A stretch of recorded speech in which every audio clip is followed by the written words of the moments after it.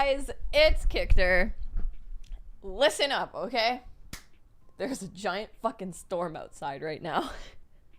If the internet goes out, it was the will of God.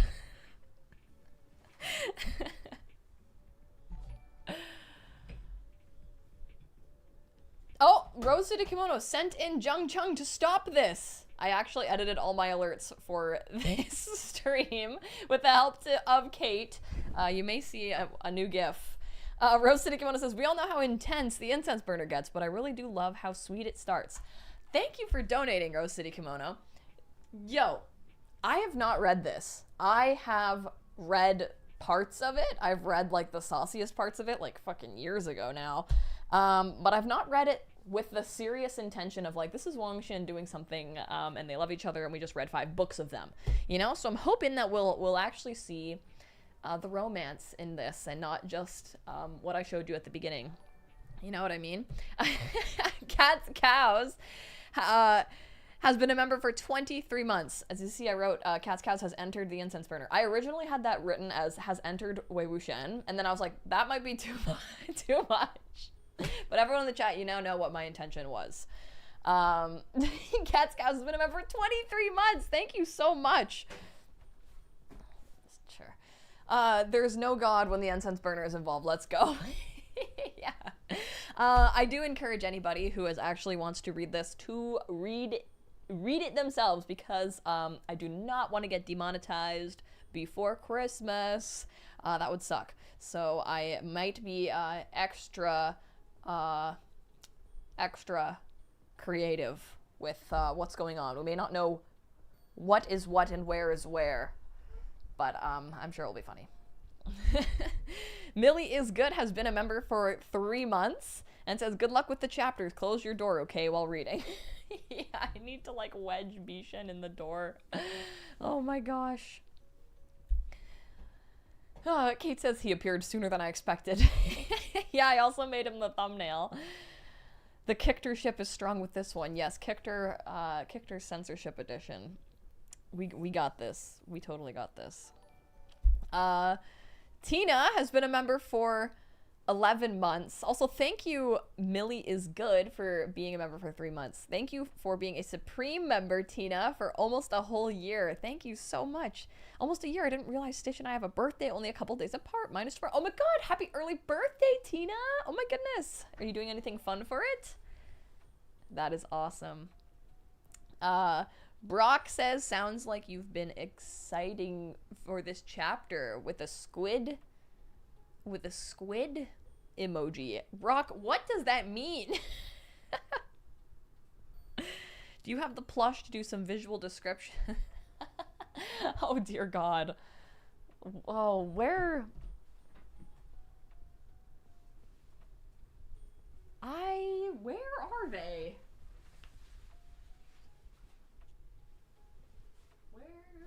Are you weighing?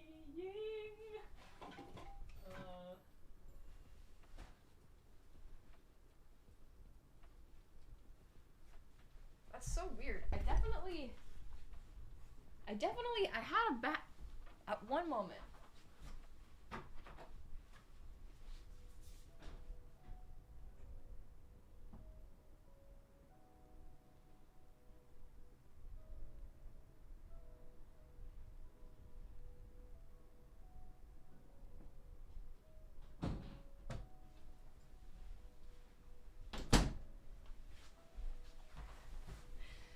Okay, we do have these guys.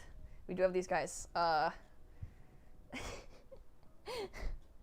His headband came off. That's okay. I have a feeling it's gonna be coming off anyways, as it has so often in these later chapters. Oh my god, these mini dolls are so cute. He doesn't need it. He's untamed now, as they say, as the show foretold.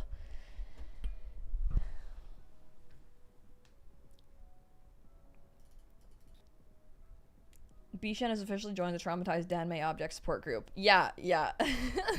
We need Bishan and a wine bottle and a candlestick. I'll walk into a bar together. Naj has been a member for 5 months and says, who knew Bishan was rabid for Wei Wuxian's pleasure? Yeah. Yeah. There's all kinds of stuff going on here. Not so sure about the tassel, though. Does the tassel stay on? These are the questions. These are the questions. Quinn says you will be getting 2 Christmas gifts from me. One might be a little after Christmas. It's cutting it close. Oh my god, that's so kind of you to even want to send us a Christmas present. Thank you so much. Scorpius has been a member for 4 months and says unspeakable things are about to happen. I can't wait. Me too. Except I will be speaking them. Brock says, I have this squid emoji on a few Discords I'm on, but when I'm in DMs, the first emoji to pop up is the squid, so squid it is. Oh, okay, okay. I thought it was like a you guys made me ink type of situation. Oh, Lily has been a member for 36 months. Thank you so much. And says, I was actually just about to go to sleep. Oh, well, I'm here to keep you up. Or Bishan is here to keep you up.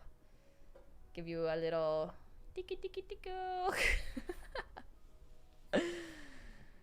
You guys made me ink. You know, from Finding Nemo. No inking. Take your suppressants. Stop.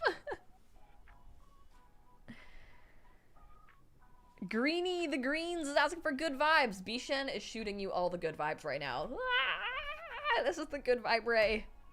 Good vibe ray. Oh, yeah. You know.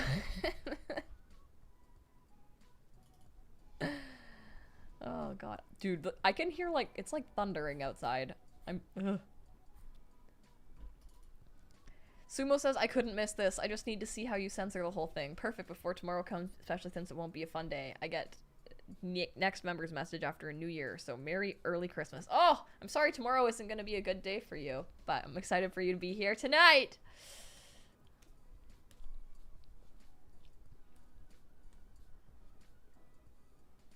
I did see the new Golden Terrace cover. I did. Says CSCL sent 5 Jung Chungs to stop this!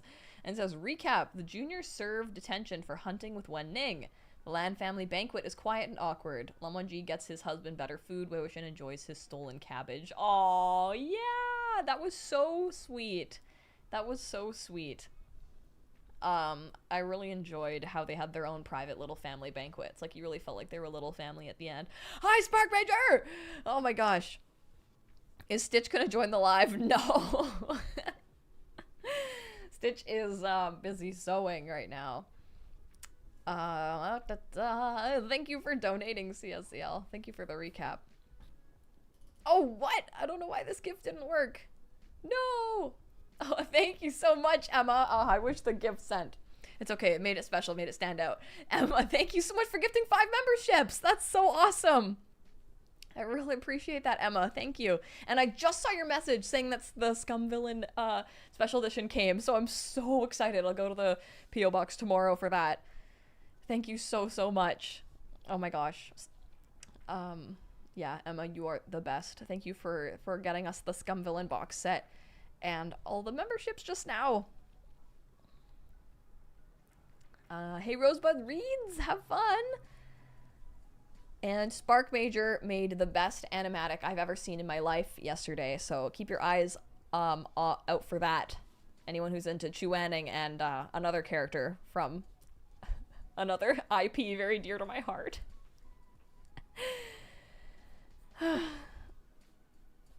Old man, sorry, Freudian slip. Old Dan May fan. I read that as old man Dan May. Old man Dan May fan. Nope, just old Dan May fan. Happy Incense Burner Extra, everyone. We made it. We did make it. We did. Oh. Scorpius says, I'm going to see the new JJK movie tomorrow. Nice! Oh, that's awesome. I enjoyed it. I really enjoyed it. Old Dan May fan says, I forgive you. Thank you. Thank you. Spark Ranger says, I want to finish the big art before I post anything, which I am hoping to do tonight. Okay, I encourage you. I'm encouraging you. All right. Should we jump in? Should we jump in? Should we dive in?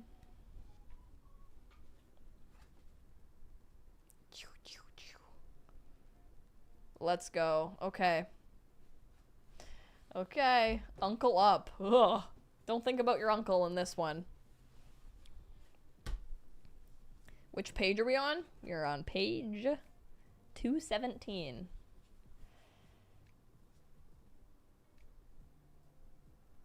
K Moment says Barnes & Noble has the hardcover Heaven Official's Blessing graphic novel. Oh, actually, I just got that. Yeah, I was gonna make a video about that. It's awesome. It's awesome. Okay. The incense burner. It's my first time. Be gentle. Lan Zhan said. No. Wei Wuxian found an old incense burner while rummaging through the ancient room inside the Cloud Recesses Treasure Pavilion. Anyone here have an incense burner? The body of the burner resembled that of a bear, the nose that of an elephant, and the eyes that of a rhino. And the feet like that of a tiger. What the fuck? Its belly housed the burner, and light smoke blew from its mouth when the incense was lit. Inside the Tranquility Room, Wei Wuxian asked, "This thing looks pretty fun. It doesn't have a murderous or hostile aura, so it must not be anything harmful. Lan Zhan, do you know what it's used for?" Oh, brother. Lan Wangji shook his head. Wei Wuxian took a whiff of the incense and determined there was nothing wrong with it either. Unable to make heads or tails of it, the two put the incense burner away to be examined further at a later date. I love how they're in the ancient treasure room. Wei Wuxian is just looking through the ancient treasures in the Lan room, you know? They had only just lain down for that night when they were seized by a heavy drowsiness and fell into a deep slumber. Some time had passed before Wei Wuxian woke up and discovered that he and Lan Wangji were not in the Tranquility Room at the Cloud Recesses. Instead, they were somewhere in the wilderness. He pulled himself upright from the ground, wondering, what is this place? Aww. Oh wow, okay, we get to see this creature with its many different animals. Look at how they're sleeping. This is so cute. That is so cute. Okay, and then look at this creature here. How interesting. But he is snuggled up in there. Yeah, I don't really like incense either.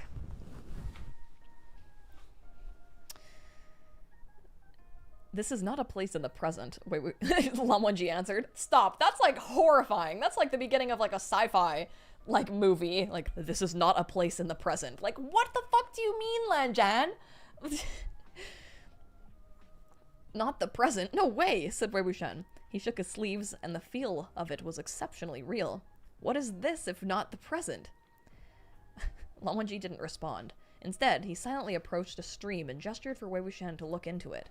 After he walked over, Wei Wuxian was stunned by the reflection he saw in the water. What the stream reflected was his face from his former life! Oh my god. MXTX did it. Lan Wangji did get to fuck the Wei Wuxian of past. That's crazy. That's, like, so romantic.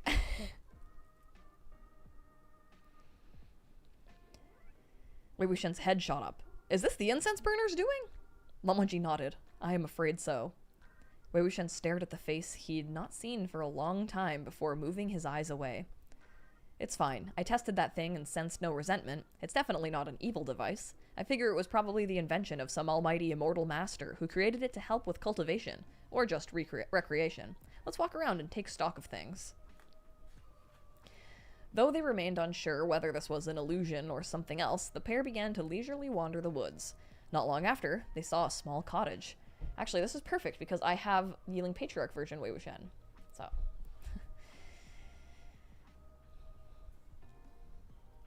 When Wei Wuxian spotted it, he let out a soft, "Huh? What is it?" Lan Wangji asked. Wei Wuxian examined the little cottage. This place looks a bit familiar. The wooden cottage looked extremely ordinary, like any old farming house. As puzzled as he was, he couldn't be sure whether he'd actually encountered it before. Just then, they heard the creaking of a loom from within. The two exchanged a look. Without needing to say a word, they approached the house together. When they came back to the door and looked in, they were both taken aback. What was inside the cottage was an extreme departure from whatever terrors they had expected. There were no sinister scoundrels, no Yao beasts or fierce corpses. There was only one man, and he was the one they were both extremely familiar with. Inside the wooden cottage, there sat a Lamwanji. This is like out of fucking Black Mirror. This is horrifying. That Lamwanji looked just as tall and handsome as the one standing next to Wei Wuxian. His blue and white robes were plain, though not coarse, and he retained the transcendent air of a distinguished cultivator all the same. The loom beside him seemed to be driven by magic. It moved on its own, creaking as it wove fabric. He's looming? Meanwhile, the man himself sat next to the machine with a book rolled up in his hand, which he read with great concentration. Wow, I can't believe Lamwanji invented Rainbow Loom. The two of them were already at the door and had made quite a bit of noise, but Lamwanji didn't seem to notice at all. His expression was impassive as he flipped a page with long, fair, slender finger. Wei Wuxian looked at the Lamwanji beside him, then at the Lamwanji inside, then said with dawning understanding, I see. Lamwanji's brows arched a little. This minuscule movement indicated that he was flabbergasted. Just a little, like, is flabbergasted. What? This is my dream, Wei Wuxian exclaimed. Before he could say anything else, a black-clad figure came strolling over with airy steps. Argaga, I'm back, he shouted, dragging out each syllable. Lamwanji fell even more silent at the sight of that lively Wei Wuxian, who carried a hoe over his shoulder, a fish trap in his hand, and a stalk of grass between his lips. Oh my gosh, it is! That's what Wei Wuxian, like, envisioned for them. If this was Wei Wuxian's dream, it was quite logical that inhabitants of the dreamscape couldn't see them. Only then did the fabric-weaving Lamwanji look up. Hey, Xavian! Currently drowning in the confrontation scene in Boat Leaf. It's already over 10 pages long and still going. Oh, nice! I'm excited to read that, dude! That's wicked! Thank you for being a member for 14 months, and I'm very excited to read your fic. And just fabric-weaving Lamwanji is hilarious. Surprisingly, the corners of his lips hooked slightly upward on seeing Wei Wuxian, then quickly flattened. Oh, he smiled! He rose to his feet to welcome him and poured him a cup of water. Wei Wuxian spat out the grass in his mouth and sat down by the small wooden table. He picked up the cup without a word and gulped it down in one go. Only after that did he begin to speak. The sun was too hot out there today. I'm scorched. I left the rest of the work in the fields. I give up. I'll see about going back if I've got the time. Lamwanji answered with a and retrieved a snowy white cloth, which he handed to Wei Wuxian. However, Wei Wuxian only grinned and leaned his face close, his intent obvious. He wanted Lamwanji to wash his face for him. Lamwanji didn't seem to mind in the least, and actually began to wipe his face with serious concentration. Although Wei Wuxian enjoyed the service, his mouth didn't take a break. I went and played in the river earlier, and caught 2 fishes. Argaga, make fish soup for me tonight. How is carp usually cooked in Gusu? Lanjan, do you know how to make Szechuan fish with pickled greens? I like that dish. Absolutely do not make it sweet. I had it sweet once and almost threw up. I know how.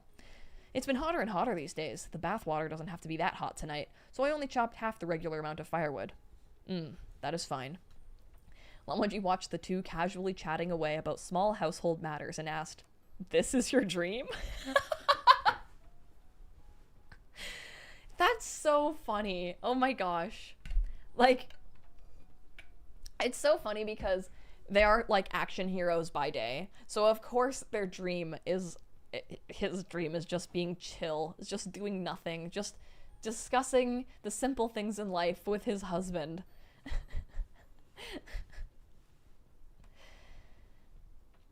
Wei Wuxian was laughing so hard he was gonna sustain eternal injuries.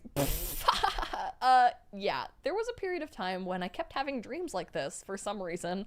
I dreamt that we'd retire and retreated from the world to live on some wild mountain. I'd go out to hunt and work the fields while you would watch the house and weave cloth and cook for me. Oh yeah, and you'd manage the money too, and patch up my clothes at night. Every time I had the dream, I'd tell you to heat up the bath water and we'd bathe together every evening.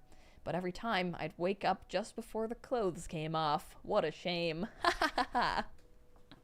Oh my god. Wei Wuxian didn't find it at all embarrassing for Lan Wangji to have witnessed a dream like this. In fact, he was delighting in it. He was beside himself with glee, and Lan Wangji's eyes softened as he watched him. Just as well. Wei Wuxian's dream was full of nothing but ordinary minutiae. They cooked, ate, fed the chickens, chopped firewood, and sure enough, the dream came to an abrupt end right as the bathwater was heated. The two departed from the cottage and wandered the dreamscape for a while before they found an elegant and tranquil pavilion. Outside the building was a magnolia tree. The blooms upon its outstretched branches diffused a faint, refreshing fragrance through the night air. Is it gonna just, like, crash cut to Lan Wangji's dream and it's just them, like...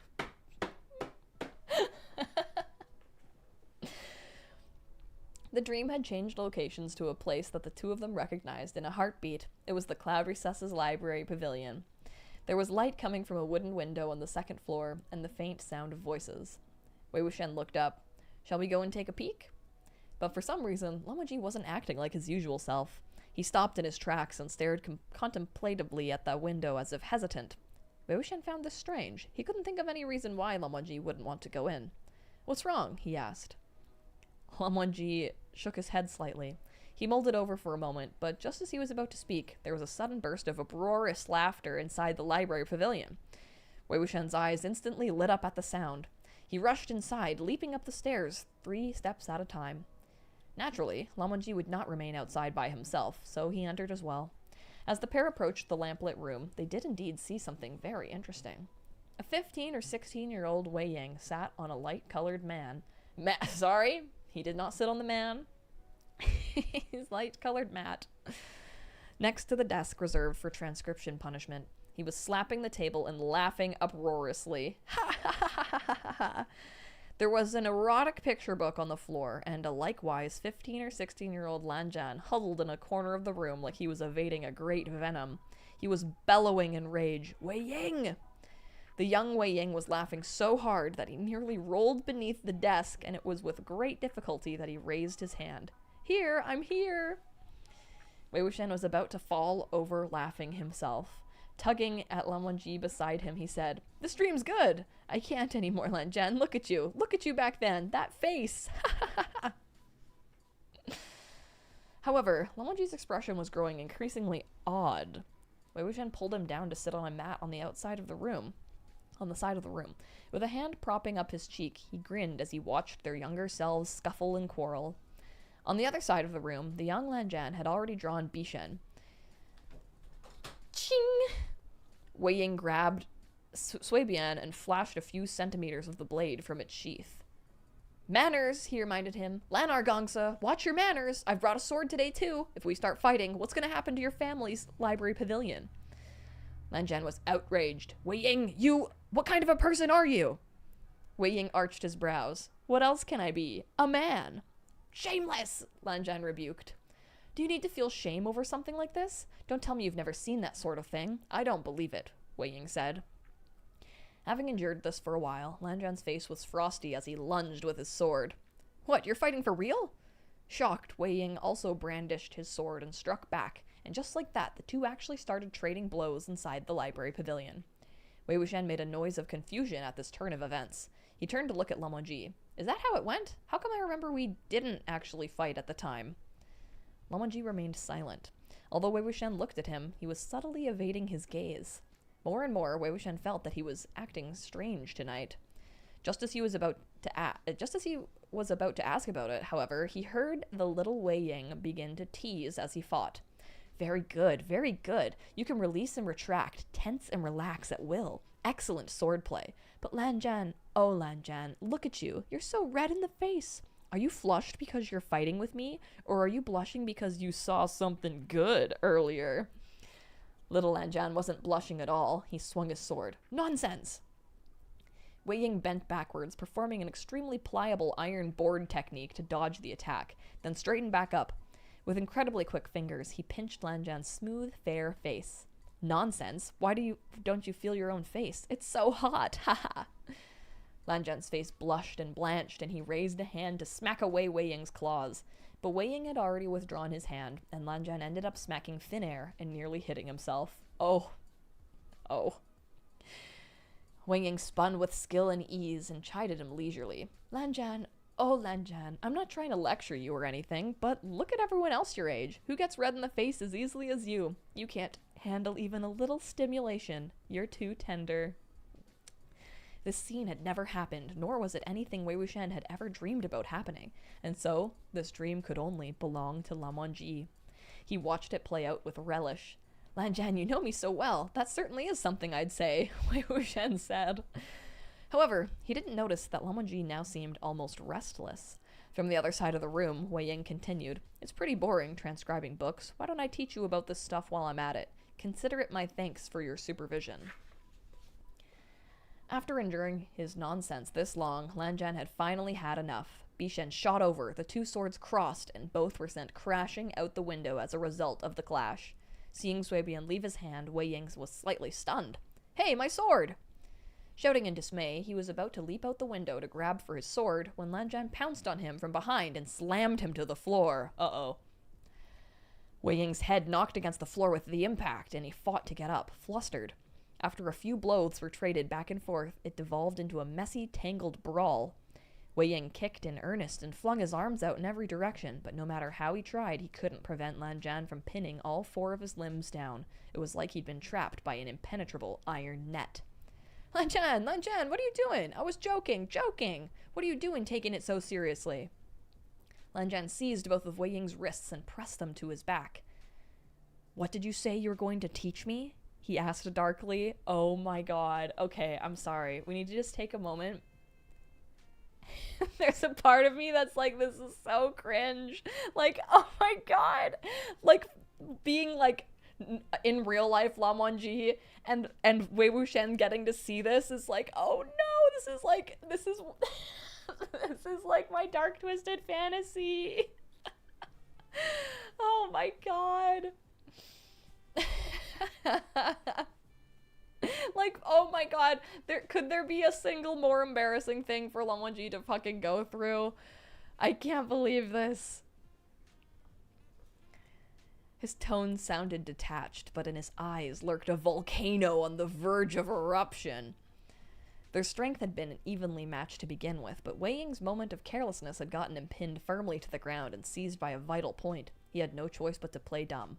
I didn't say anything. What did I say? Nothing?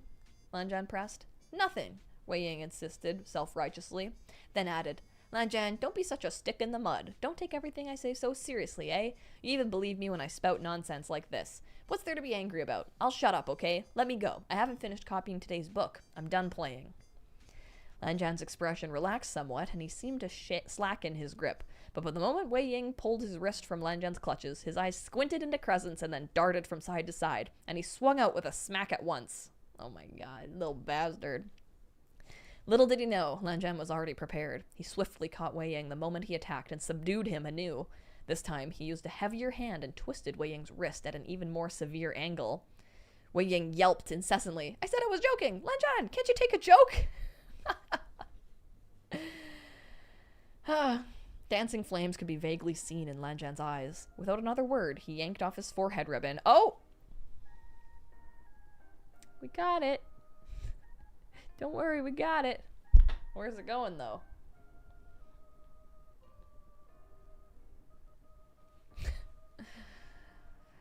And wound it 3 times around Wei Ying's hands before tying a dead knot to secure it.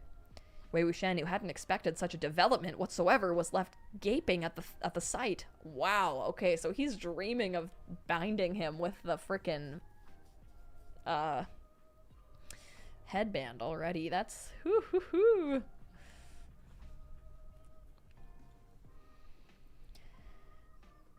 It took him a while before he could turn his head to look at Lan Wangji. When he did, he discovered that, while there were no traces of red on Lan Wangji's perpetually snowy white complexion, his earlobes had turned pink. Aww.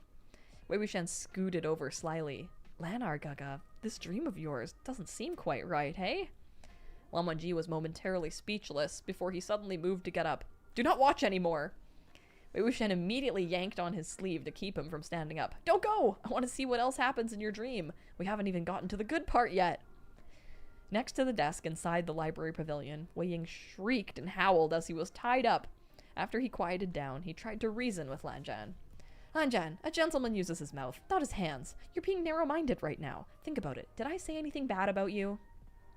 Lanjan huffed soundlessly and said, wholly aloof, think about what you said yourself. All I said was that you're tender and you don't understand certain things. That's all. Is that not the truth, though? Wei Ying argued. There really are some adult things you don't understand. Treating me like this just because I spoke the truth, isn't that narrow-minded? Who said I do not understand? Lanjan replied coolly. Wei Ying quirked an eyebrow and laughed. Oh, really? Don't be so stubborn. Like hell you do. Ha ha ha ha! Ah! The sudden yelp of alarm was because Lanjan had suddenly grabbed a specific part of Wei Ying's lower body. Oh! With a coldly handsome yet childish face, Lanjan repeated his question. Who said I do not understand? Oh my god. Who said this wasn't my book that you stole in the first place? Just kidding. Wei Wuxian was draped over Lamonji, practically whispering into his ear as he asked a question of his own. Yeah, who said you don't understand? As the saying goes, you dream at night what you think in the day. So fess up, Lanjan. Did you desperately want to do this to me back then? Who would have thought that you were like this, Hangguan Jun? I love how Wei Wuxian's loving it. While Lamonji remained expressionless, the smear of pink had crept down his fair neck and his fingers settled on his knees, imperceptibly curled. Over on the other side of the room, little Wei Ying lay slack on the floor and drew sharp breaths. Something quite precious to him had been seized, after all. He seized me! He's been seized! What the hell are you doing, Lanjan? Have you gone mad? Lanjan had already slotted himself between Wei Ying's legs, in a position that made Wei Ying feel quite threatened. Seeing how things were going awry, he quickly changed his tune. No one said you didn't understand. You let me go first. We can talk this out. He wrenched his hands wildly, but unfortunately, the Land Clan forehead ribbon was made of a most exceptional material. No matter how he fought, he couldn't struggle free or untie the knot. He jerked another couple of times, then noticed a book that had fallen on the floor nearby. He quickly grabbed it and threw it at Lanjan, hoping to smack some sense back into him with words of wisdom. Come to your senses! The book slammed against Lanjan's chest, then dropped to the floor between Wei Ying's open legs, where it flipped open to display its pages. Lanjan looked down, and his eyes froze on the tableau on display. Somehow, the book had just so happened to fall open on an erotic illustration that was particularly bold and explicit in nature. And furthermore, the two people in the piece were both men! Wei Wuxian distinctly remembered the erotica he had shown Lamonji having nothing homosexual at all in it. Oh! It definitely hadn't contained a page like that. Right. He was in awe, helpless to be anything but. This detailed addition to the scene in Lamonji's dream, it was just too rich for words. He really had to hand it to him. Lanjan stared unblinkingly at the page. Wei Ying spotted the picture too and instantly felt a little awkward. He cried his grievances bitterly in his mind. In the end, he still felt fighting was more effective than arguing, and so he summoned all his might, pulled one leg free, and kicked. However, Lanjan spared a hand to grip him at the bend of his knee, then pried his legs apart into an even more splayed position. He yanked off Wei Ying's belt and trousers in two swift movements. Uh-oh! Wei Ying felt a sudden chill down below. When he looked down, his heart went cold as well. Lanjan, what are you doing? He exclaimed in alarm. Wei Wuxian, enthralled by the sight, was beside himself with excitement. You, duh, he said in response, unable to resist. I can't believe this. I can't. Wei Wuxian looking to himself, answering to himself, saying, he's doing you, duh. Holy shit. That is so fun. Wei Wuxian giving the sports commentary. Yeah. Yeah, he's got the announcing little microphone. Oh my god. Okay, with his trousers removed, the lower half of Wei Ying's body was completely naked. His long, slender, pearl-white legs kicked like mad. Lanjan pinned his legs down. Referencing the illustration in the erotica, his hand reached straight for the tightly closed... Oh my lord! Woohoo! Wow! MXDX under the script. Okay, he's going for his ass. Wei Ying's bottom half was subdued. What? Okay. Okay, he's shuddering. Lanjan definitely seems to know what to do. Okay. He's forcing away the flash of bashfulness, though, we will say. Okay, the young man bearing down on him had a dark look in his eyes. Lanjan's lips pursed tight, and, his hand is going at it. Okay. Okay, it's gradually, it's upping. Okay. You know, kind of seems like he knows what he's doing. Let's just say that much. Grinning, Wei Wuxian looked at Lamonji askance. No wonder you didn't want to come in here earlier, Han Guanjun. You probably want to dig a hole to hide in. I caught you red-handed, doing things like this to me in your dreams. Although Lamonji remained poised and proper where he sat beside him, his eyes were downcast and his lashes seemed to tremble slightly. Xavian came in with Zheng Cheng to stop this! Let the censorship begin. Yes, literally. Here comes the creative. Yes. Cheek still propped on his hand, Wei Wuxian continued to watch his younger self being, he's with Lanjan. He chuckled. Hey, Guanjun, if you've got the guts to dream about it after the fact, why didn't you have the guts to actually do it back then? Lamonji seized his hands before he could finish and pushed him down on the floor to seal his mouth. Uh-oh. Wei Wuxian felt the hotness of Lamonji's cheeks and the unusually frantic beating of his heart. Oh my goodness. Amused, he murmured when their wet lips parted. What, feeling shy again? Lamonji's breathing was uncommonly harsh, and he didn't respond. Or are you hard? Wei Wuxian pushed further. Is it weird if you do it with your while your past selves are doing it right next to you? Oh my gosh. Over by the desk, a long wailing moan escaped Wei Ying's throat. Lanjan was looming over him, their bodies seamlessly joined. Clearly, he was... Okay, we didn't need the next line. It's like, clearly they're doing it. At the feeling of the, okay, of the feeling of doing it. Oh, Wei Ying, he is uncomfortable, though. It's... His hands are securely bound by the forehead ribbon. Unable to move, he could only bang the back of his head against the floor to express his pain. Oh, shit, okay. Lanjan cradled his head with his hand, while at the same time... fucking going full speed ahead. Oh, wow. It's okay. So Wei Wuxian's body is adapting, let's just say. Adapting a lot. Wei Ying was still a little dazed, like he hadn't yet grasped the reality of things, but small whimpers unconsciously escaped his throat when Lanjan began to follow the instructions of the erotica. Okay. Lanjan, you might have been little at the time, but some parts of you weren't that little at all, Wei Wuxian said to Lamonji. I was a virgin back then, you know. That's gotta be rough on him. He was still a virgin when he did it with Lamonji. As he spoke, he used his knees to deliberately rub between Lamonji. Watching an erotic live show had piqued his interest, as was only natural, and he now wanted to feel just how rough that thing of Lamonji's could be. Oh my gosh. He didn't need to do it for long before Lamonji tore off the bottom of his robe and his trousers without a word. Wei Wuxian instinctively spread his legs. Oh my god. Okay, wow. They are doing it. So, like, current timeline, Wei Wuxian and Lamonji are doing it next to past timeline, Wei Ying and Lanjan. This is hilarious. Okay, the two of them messed around and tangled with each other nearly every day. I thought every day meant every day. Okay, what is this nearly every day? So, Wei Wuxian was already in perfect concert with him, both body and mind. He hugged Lamonji's neck tightly and took a deep breath. Yep, and they're doing it. The entry was...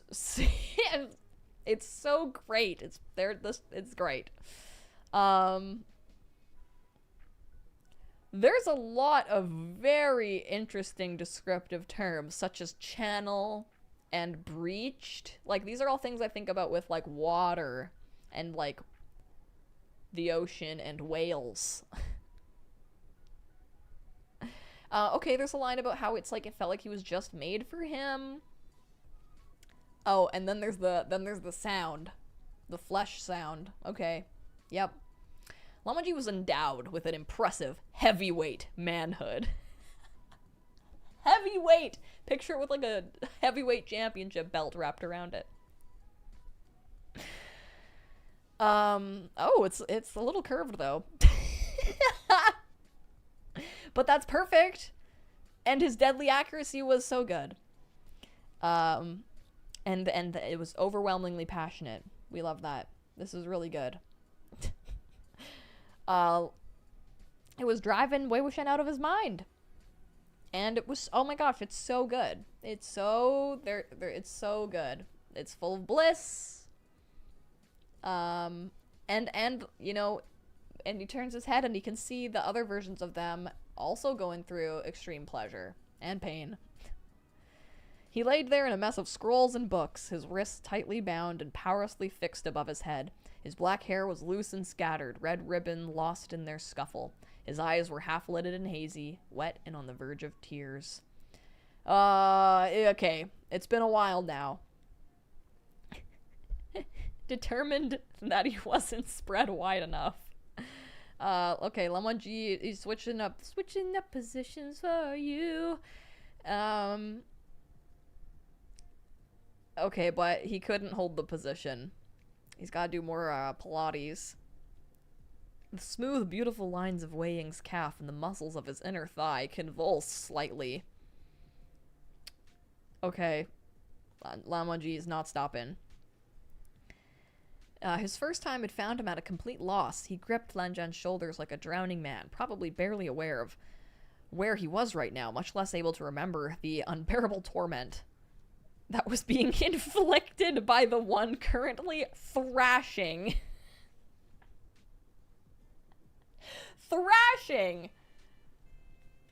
inside him. Okay, as Wei Wuxian watched the other two, he thought this wasn't enough. It would be even better if little Lanjan were rougher and bullied little Wei Ying within an inch of his life until he was bawling his eyes out. Boy, he has a kink, doesn't he? Right now, this was far from enough. The library pavilion was small, but two of its corners were overflowing with boundless solicity. That's hilarious. Oh my god. This is so sacrilegious. Also, let's just point out here that, like, sure, Lamanji wants to, he has, like, ideas of, like, punishing Wei Wuxian, but his idea of punishing him is still so, like, I want to use the word vanilla compared to what Wei Wuxian wants done to him. Like, I feel like that's the perfect little, like, you can't twist that to be toxic if Wei Wuxian is the one that's like, no, no, no, you need to make me cry.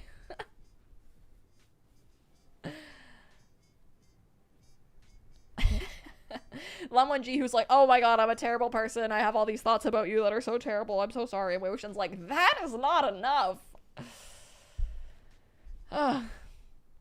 Okay.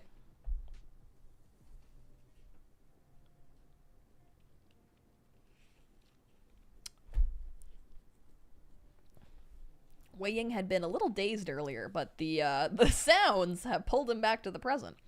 He shuddered as he stared at the pavilion's ceiling, then looked down, seeming to want to peek at the situation playing out, but lacking the courage. After Lanjan had just going at it with a lowered head for a while, he lifted both of... okay, they're changing the position again. Oh my god. There's two... There was an earlier line about, like, Wei Wuxian planking into, like, a specific arch, and now he's doing another arch. And, okay, he's able to see what's happening. Oh. Ew. Ew! Okay, there's, like, a lot of descriptions about, Wei Wuxian's body. Okay, Lanjan's, being referred to as a weapon. Oh.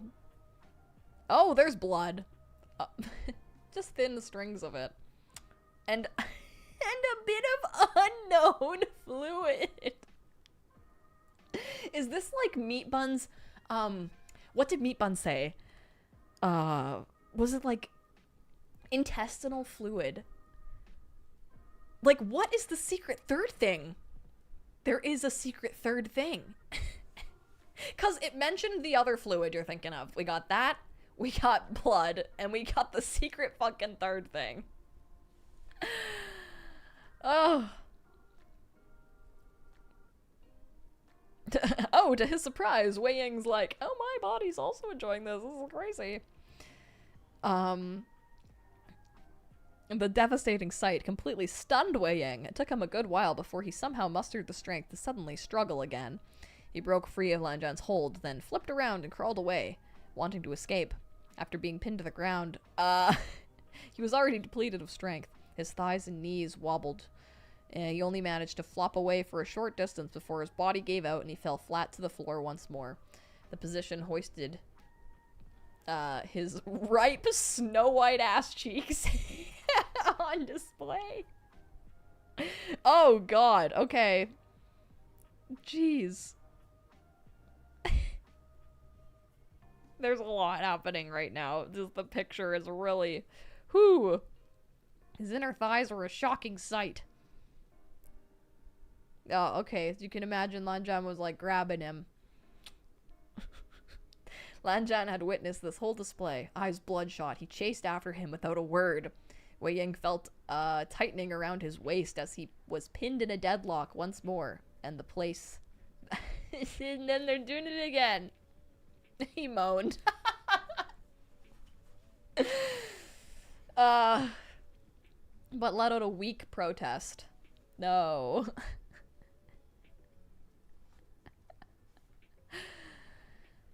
Okay, he's already a mess. Oh, but it's getting easier. He's like moving on the ground because of the power. Mortification was clear on his face. Wild beasts mated in this position.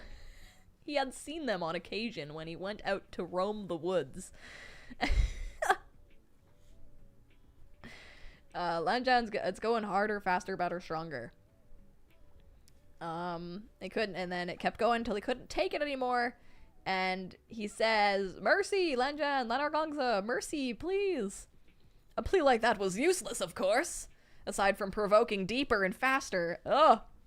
And then Wei Wuxian laughs. Ah!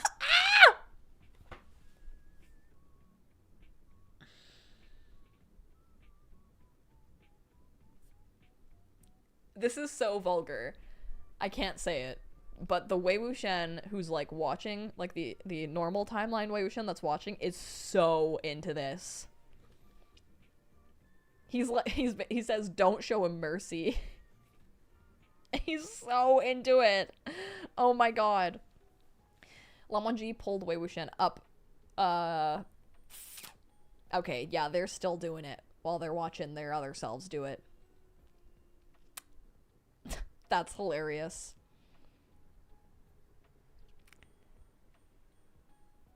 Oh, he's so deep. He says his belly hurts. Oh, man.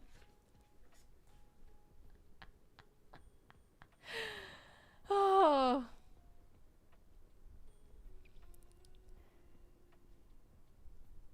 Okay, he's pretty much numb now. Like, he's just from the slamming, if you will. Okay, keeps getting yanked back. Goes on and on. There are people outside waiting for me. Zheng Cheng and the others are still outside waiting for me. Hearing this, Lan Zhan abruptly pulled out. He's like, don't fucking bring up Zheng Cheng. Okay. Wei Wuxian, okay, so like Wei Ying is like saying like, oh, like we should stop, but his body's very into it. His body was a thrilling sight. Oh god. Oh man. His body looked unimaginably thirsty. Meanwhile, cuts to the other camera of Wei Wuxian, You know that song by AT's? Slow it down, make it bouncy. Just picture that.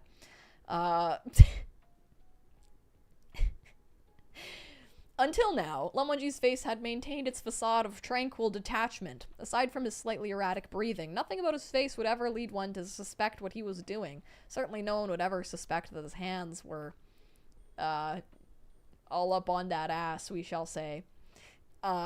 He leaned down to take... I was like, what? He leaned down to take the red dot on Wei Wuxian's left breast into his mouth. I'm like, okay, just say nipple at that point. Okay, Wei Wuxian loves ATs. Yeah, really loves it. Really loves ATs. Okay. Over on the other side of the room, quick, cut camera. Lan Zhan stared at the half-dead Wei Ying for a bit before... Oh! Pinching his left nipple. The left nipple to left nipple. Okay, so Lan Wangji of the now remembers, oh, this is the part where I grab his nipple. Oh gosh, okay. He's venting his fury on his nipples. Wei Ying is, I guess he likes it, but he's saying, I was wrong. I shouldn't have said you were tender. I shouldn't have said you didn't understand anything. I don't dare teach you anymore. Wei Ying said through weeping. Lan Zhan, did you hear me? Lan Argongza. Lan Argaga. Lan Zhan faltered at the last address that Wei Ying nasally babbled, and indeed softened his actions. With misty eyes, he leaned in and gently kissed Wei Ying's tearfully pleading lips. Oh my god. Lan Argaga was the safe word after all. The bottom half of Wei Ying's body felt like it'd been battered by a giant boulder.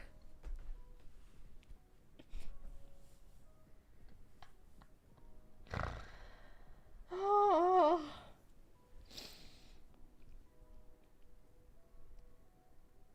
Okay, his body is sore as balls. But it's gotten a lot slower, and they pressed their foreheads together. A pair of cool lips pressed close to his. They tasted faintly sweet. When he opened his eyes, Lan Zhan's long, jet-black eyelashes were inches from his face. Lan Zhan was kissing him with intent concentration, and Wei Ying seemed to take some comfort from it, and so he opened his mouth and gently sucked on Lan Zhan's lips as he mumbled, "More."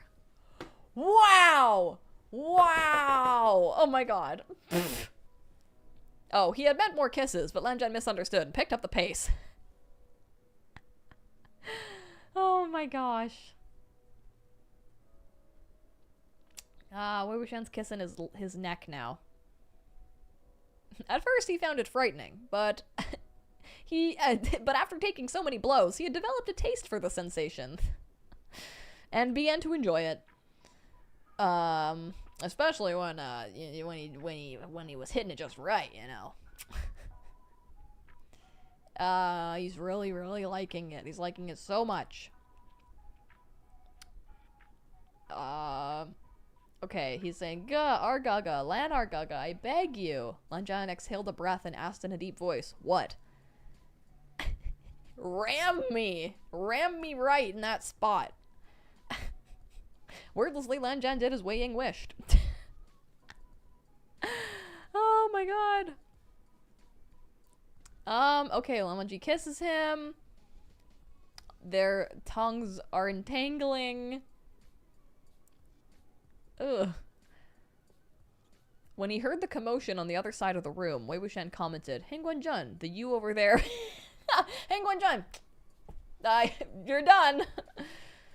A sweat-drenched Lan Zhan was holding an equally sweaty Wei Ying, and the two laid quietly on the now wrinkled mat. Okay, so he's like, hey, Lan Wangji, if you wanted to look over there and see the rest of your dream, it's done.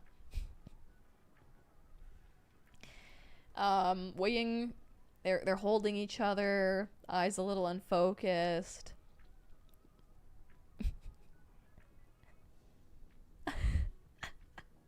Wei Wuxian chuckled. Do you think we should also? Lan Wangji nodded, and Oh, okay. They're also done now. They're done. Wei Wuxian breathed a sigh of relief. His energy was almost depleted after going at it for so long, alongside the two kids. But unexpectedly, oh, Wei Wuxian looked at him questioningly. Han Guanzhun? Lan Wangji gave a slight smile in response and softly whispered a few words into his ear. Wait, Wei Wuxian said. When I said...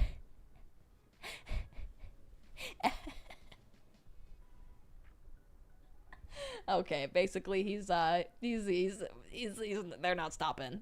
They're not stopping. And it ends with Lanjan, Arga, mercy!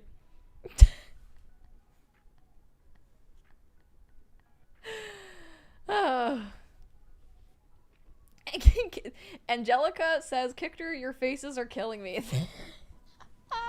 I'm trying my best, okay? There's a lot of very descriptive language, and I'm trying to give you the beats, okay? The next morning, most unexpectedly, Wei Wuxian woke up earlier than Lan Wangji. His legs shook the entire day. They fished out the tapir and incense burner. Okay, so now it's a tapir. I thought it was Animorph. And turned it over and over in their hands, flipping it this way and that. Wei Wuxian dismantled it, then put it back together exactly as it came, but they were unable to uncover any hidden secrets. Wei Wuxian sat by the desk, his mind fixed on the problem at hand.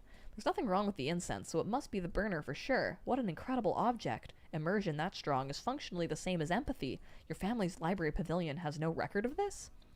Lan Wangji shook his head, which meant there really were no past records. That's all right, said Wei Wuxian. The incense burner's effects have already worn off. Watch this be like it's actually really sad. It's like Lan Shiren's like favorite item, and he goes into like some dream he had with Ren Rohan.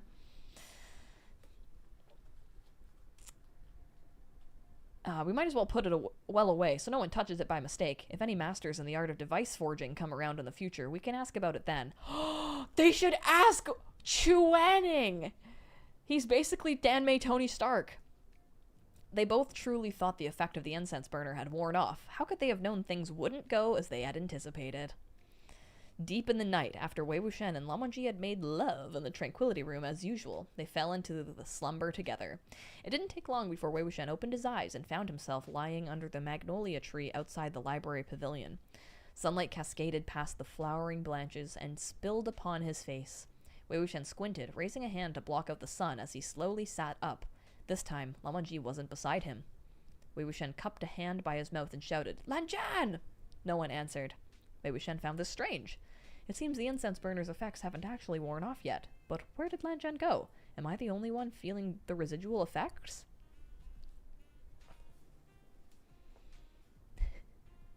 Cat's Cow said Chuaning would destroy this lest his dreams become visible. Yeah, you're right. Oh my god. Chuaning is like, no one can see my fucking dreams. My fucking dreams, if you will. In front of the magnolia tree was a small path made of white stones. A bunch of white-clad forehead ribbon wearing Lan Clan juniors passed by in a group of 2 or 3. Okay, wait. I feel like we need to just talk about what we just read. The fact that MXTX wrote, like, oh, she's like, it's such a shame that they didn't get to do it when they were younger. And then it's like, she gave it to them anyways. Like, that's so funny. Also, like, incredibly satisfying, you know? Angelica says, this is the first time I attend a live reading of yours. Oh, gosh. Well, I hope you're enjoying it. Oh. Danmei Tony Stark built this in a cave with a box of scraps. Okay. Wei Wuxian went up to the library pavilion for a look, finding neither the big nor the little Lan Wangji inside.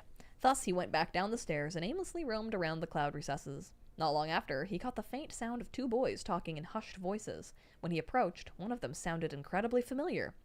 There has never been anyone who kept animals in the cloud recesses. To do so would be against the rules. After a brief silence, the other boy said in a sulky tone, I am aware. However, I have already made a promise. I will not go back on my word. Realization struck Wei Wuxian, and he secretly peered in on the conversation. Sure enough, 2 young men stood in a meadow exchanging words, and they were Lan Qichen and Lan Wangji.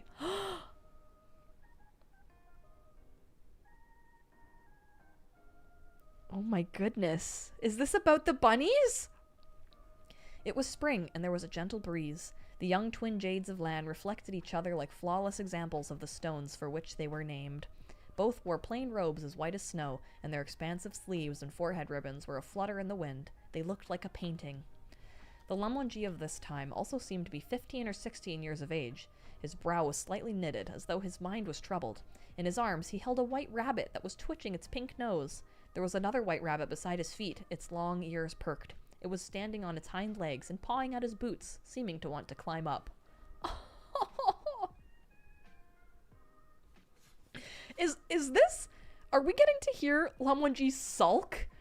He actually sulks to his brother? I feel like we would never ever get to be privy to hear Lamonji sulk. That's so cute. Also, I love that, like, him and Lan Qichen do have, like, a close relationship. Like, they are brothers. Like, they see other emotions from each other, you know? It gives me hope that Lamonji could help Lan Qichen out of his, like, crazy my boyfriend died depression, you know? How could some joking comments between youths be considered a serious promise? Is that really the reason? Lamonji lowered his eyes and didn't speak. Lan Qichen chuckled. All right, if Shufu asks, you will have to give him a proper explanation. You've spent a bit too much time on them of late. Lamonji nodded solemnly. Thank you, Shangjiang, he said, then added after a brief pause. This will not impact my studies. I know it will not, Wanji, Lan Qichen said. However, you must not tell Shufu who gave them to you. He would be furious, and do all that he could to make you send them away. At this warning, Lamonji seemed to hug the rabbits in his arms a little tighter. Lan Qichen smiled, then reached out and tickled the white rabbit's nose before strolling away. Oh, he wants to keep the bunnies that Wei Wuxian gave him as an evil prank.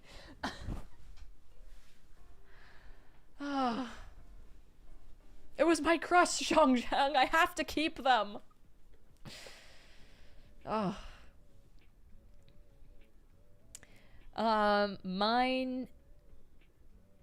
Mine Tarts with Shaders says, I was late to the stream. Does the incense burner allow people to see the dreams of others? Yes, basically, yeah. I think that's what's happened so far, at least. But now I don't know what we're doing. Wei Wuxian's in the past, it seems. Once he'd gone, Lamonji stood there contemplatively for a while. The white rabbit in the crook of his arm looked perfectly relaxed, flicking its ears every so often. The one next to his feet was pawing with increasing urgency. Lamonji glanced at it, then bent down to pick it up as well, cradling both rabbits in his arms. He stroked them softly, the gentleness of his hands a stark contrast to the cold expression on his face. Oh, he has so many emotions. It was too tempting. Oh, God.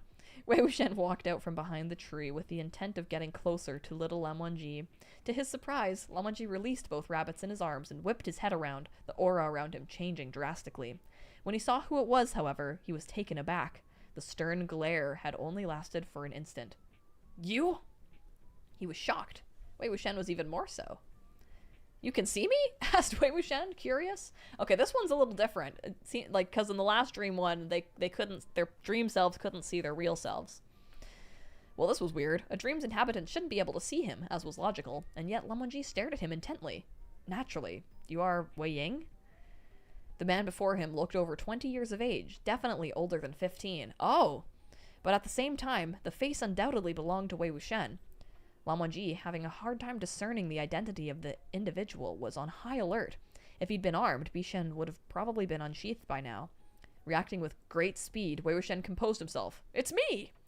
His response only made Lamonji more wary. He backed away from him. Lanjian, I went through hell and finally found you, said Wei Wuxian in a wounded tone. How could you treat me like this? You truly are Wei Ying? Lamonji asked. Of course. Then why is your appearance different?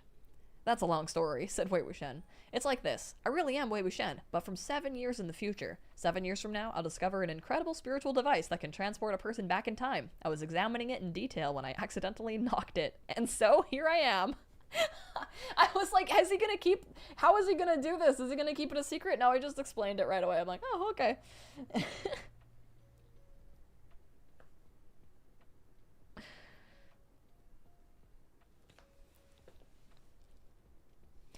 This explanation was so absurd that it was near infantile. How can you prove such a thing is true? Demanded Lamonji coldly. I know what color your underwear is.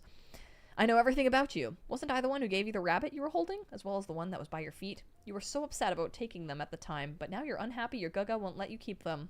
Did they grow on you?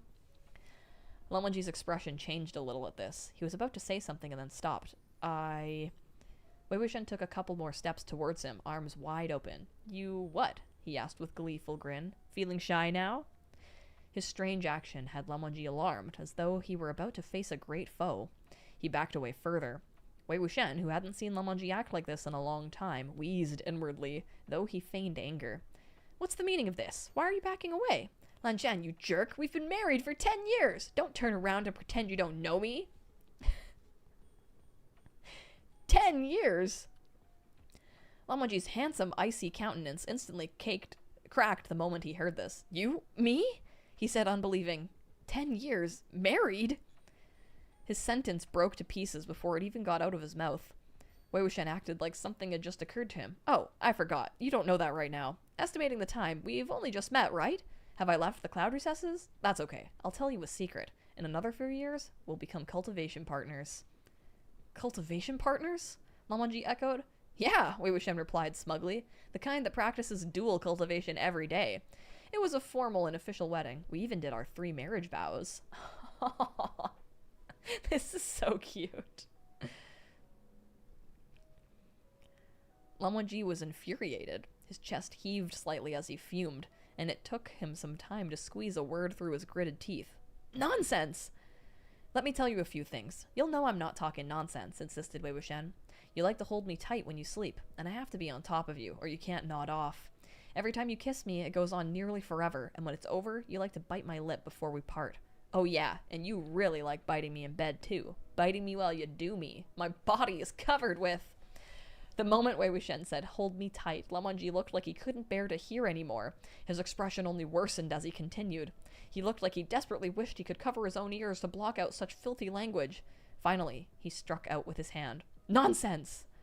Wei Wuxian dodged the attack and taunted him. Nonsense again. Pick another word. Besides, how do you know if it's nonsense? Is that not how you kiss me? I have not kissed you even once. How would I know what it's like when I do that? Lamonji clenched out through his teeth. Wei Wuxian thought about it for a moment. That's true. You haven't even kissed me at this age, so of course you don't know what you like. Why don't you give it a try then, right now? Lamonji was struck speechless. He was so angry he'd forgotten even to summon sect disciples to arrest the suspicious individual. He struck out without hesitation, going straight for the vital points on Wei Wuxian's inner wrists each time. Alas, he was simply too young. Wei Wuxian moved faster than him and easily dodged his every attack, all while appearing quite at ease. He waited for an opening, then pinched a point on Lamonji's arm. Lamonji faltered, and Wei Wuxian seized the opportunity to plant a kiss on his cheek. Lamonji was dumbstruck. Wei Wuxian loosened his grip on Lamonji's arm after committing the deed, releasing him. But Lamonji stood stunned in place, unable to pull himself back together for the longest time. He'd been struck entirely speechless. Ha ha ha ha ha ha ha! Wei Wuxian woke up from the dream laughing. Wow! He was laughing so hard he almost fell off the bed. Thankfully, Lamonji's arm was always locked firmly around his waist. Wei Wuxian's body continued to shake with laughter even now that he was awake, which roused Lamonji from his slumber as well. The two sat up. Lamonji bowed his head and raised a hand to gently rub his temple. Just now, Did you have a dream just now? A dream where a 15-year-old you met a 20-something me? Wei Wuxian finished for him. Lamonji stared straight at him. It was the incense burner. Wei Wuxian nodded. At first, I thought I'd entered that dream because the incense burner's residual effects were hitting me harder. Who would have thought you were the one worst affected? What had happened tonight was different from last time. The young Lan Zhan in the dreamscape was actually Lamonji himself. A dreamer is not often aware they are dreaming, and thus Lamonji genuinely thought he was only 15 years old while in the dream. It was a perfectly respectable dream, a morning lesson, taking a walk, raising rabbits, and yet it was crashed by Wei Wuxian, who had infiltrated it and given him a good round of teasing after catching him. This is great for them because they love to roleplay, and now they can roleplay without... I'm getting stuck on the science behind this. And it's not going to cause some sort of time paradox because it's still a dream.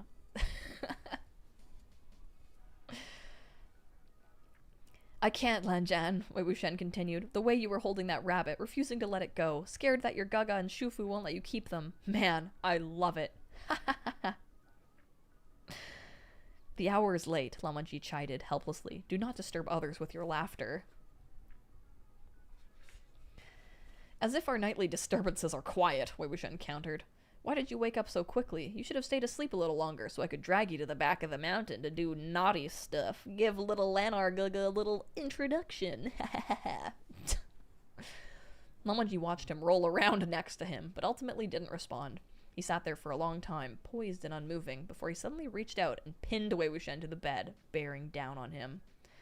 The two had thought the power of the incense burner would have dispersed after the second night, but unexpectedly, Wei Wuxian woke up in Lamanji's dream again on the third night. Dressed all in black, he strolled leisurely down the small white stone paths of the cloud recesses. Chen-Ching's red tassel swayed with each step. It didn't take long before the clear, sonorous sound of recitation came drifting through the air. The voices came from the direction of the orchid room. Wei Wuxian sauntered over. As expected, there were many Lan Clan disciples inside for their evening lesson. Lan Qiren wasn't around. The one on supervisory duty was Lamanji. Lamanji was still youthful in tonight's dream, but looked to be around 17 or 18, the same age he'd been when Wei Wuxian encountered him inside the cave of Shanwu of Slaughter.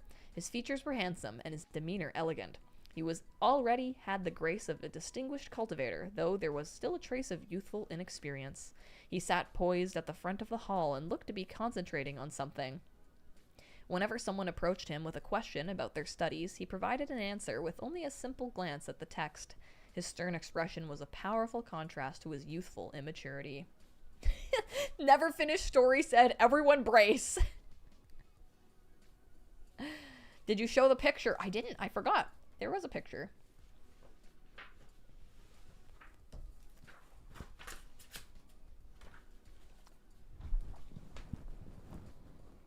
Look at him holding the bunnies. Look at him sulking, actually. Sulkwanji.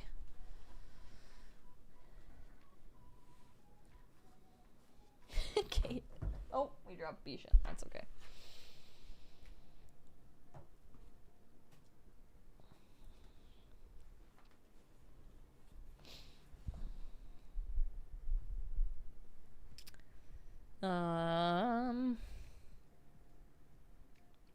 Lamanji, yeah, okay, he's 18.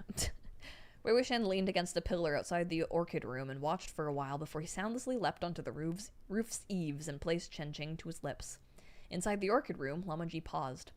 What is it, Gongza? Asked one of the boys. Who was playing the flute now? Lamanji questioned. The boys traded looks of dismay. One of them slowly stated, We do not hear the sound of a flute. Lamanji's expression turned slightly hard at this, and his expression grew hard, and he rose to his feet. Just as he left through the door with his sword in hand, Wei Wuxian tucked away his flute and leapt swiftly onto another part of the roof.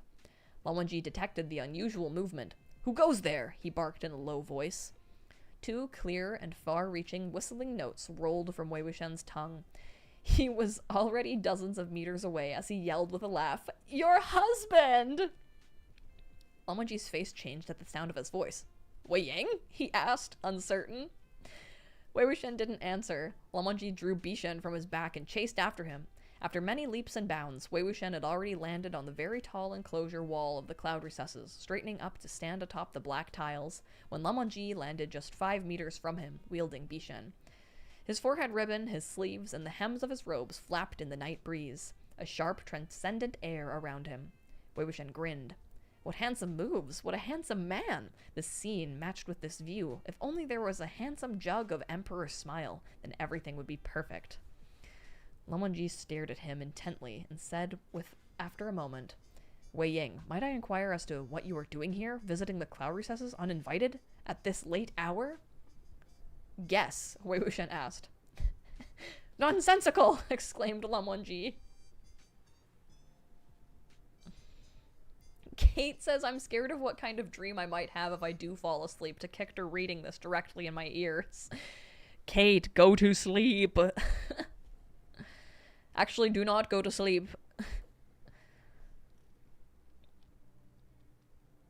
Wei Wuxian easily dodged Bishen's approaching tip. There's a lot of comments about Bishen already. Imagine reading this for the first time and not knowing what's coming. While Lamonji was already an excellent fighter at age 17 or 18, he was still unable to pose much of a threat to present-day Wei Wuxian. It only took a brief exchange of blows for Wei Wuxian to spot an opening and slap a talisman on Lamonji's chest. Lamonji froze in place, unable to move. Wei Wuxian seized him and then dashed to the back reaches of the Cloud Recesses Mountain with him in his arms. Oh great, his kink. He keeps saying, we could go back there and do stuff. He found a thicket. Oh, not the thicket. Oh, not the thicket. Of Eupatorium grass, that sounds made up, and settled Lamonji here, leaning him against a white rock. What are you doing? Lamonji demanded. Oh, Jesus. Wei Wuxian makes a very bad joke. Lamonji blanched, unable to tell if he was joking. Wei Ying, he said in warning, you cannot mess around.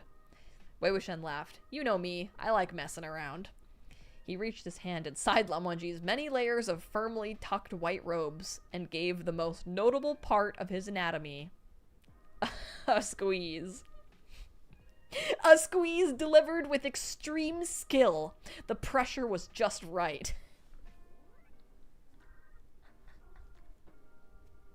He's the best wiener squeezer around. Oh my god. The pressure was just right.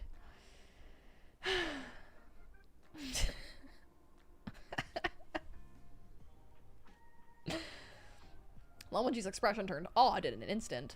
The corner of his lips twitched, and he pursed his lips tightly. At last, he reined in his expression and affected a forced calm. Unexpectedly, Wei Wuxian took the inch for a mile, untying his sash and stripping of his trousers. Oh, brother.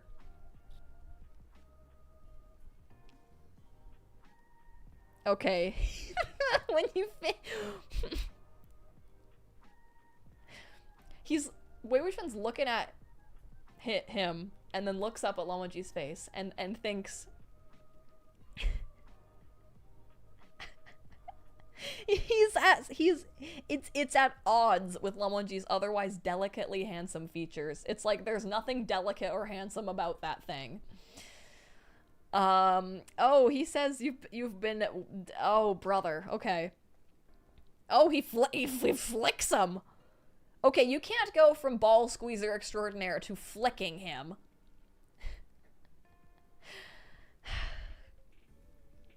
Lamonji looked as if he was about to spit blood and die from fury at the very idea that someone would toy with him in such a way. He didn't even have the mind to wonder who Hangguan Jun was. Oh, he's not even Hangguan Jun yet. That's crazy. Wei Ying, he barked. I feel, for some reason I was like, I thought he was just, he popped out of his mother's and they called him Light-Bearing Lord, you know? Black and green tea, best ween squeezer in the world. A distinction that is both normal to want and possible to achieve.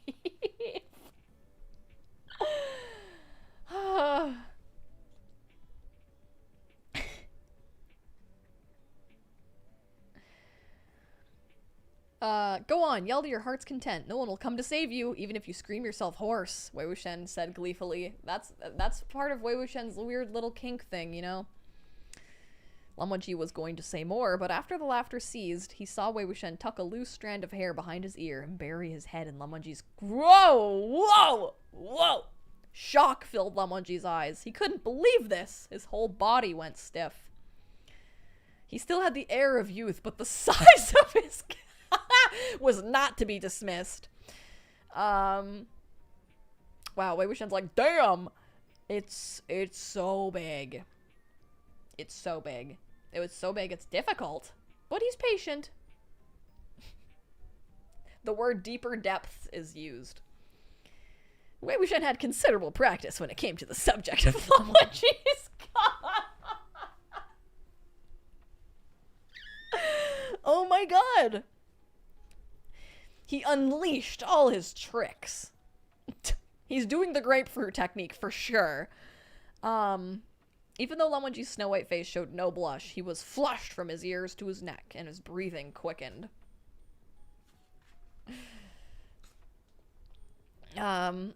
Wei Wuxian is doing it for a good while, but then he got sore. And he still wasn't done. He was quite confused.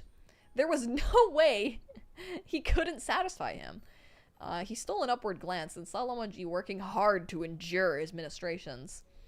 It was as hard as iron, but was holding himself back by sheer force of will. Amused by this, Wei Wuxian felt the desire to prank him.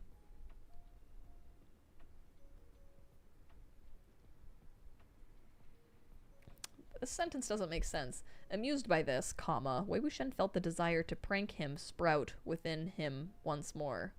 Oh, he felt the desire to prank him sprout within him once more, him himself. Okay, he's trying a different technique. Okay, I feel like the new technique was not much different than the previous technique, but it worked.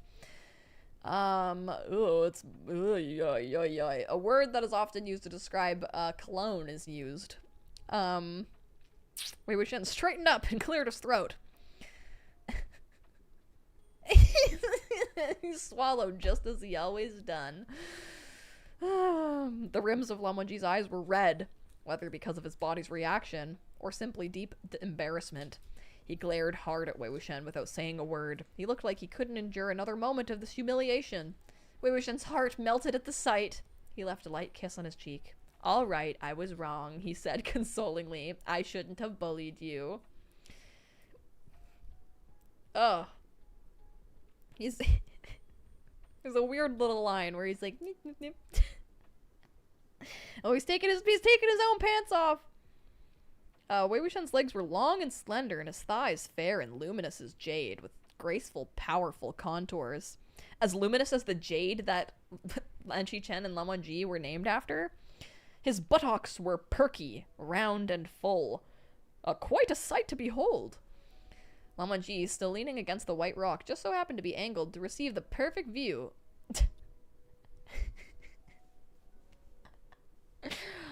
Oh no, Wei Wuxian knelt in the thicket of eupatorium grass. Not the thicket of eupatorium grass! He knelt in the thicket of eupatorium grass with his perfect buttocks.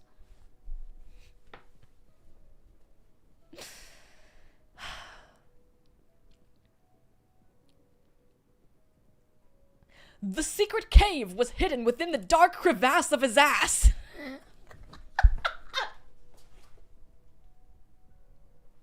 Not the ass crevasse.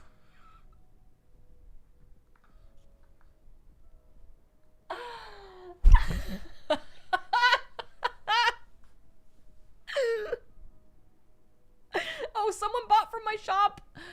Oh my god, I'm so... Wait, who was it? Who bought from my shop? I can't see the alert. Thank you so much.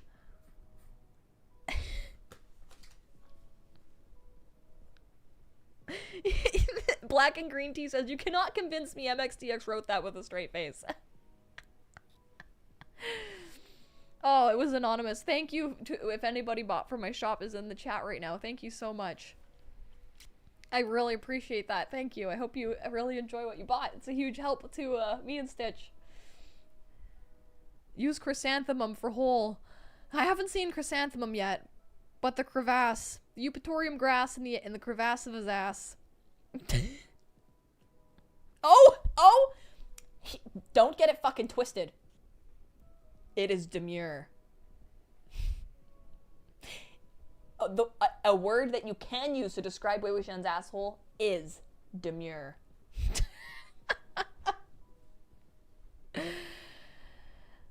Okay, so he's warming himself up, let's say. Right in front of Lan Wangji's jade salad. Okay, he knows what he's doing. He's doing more.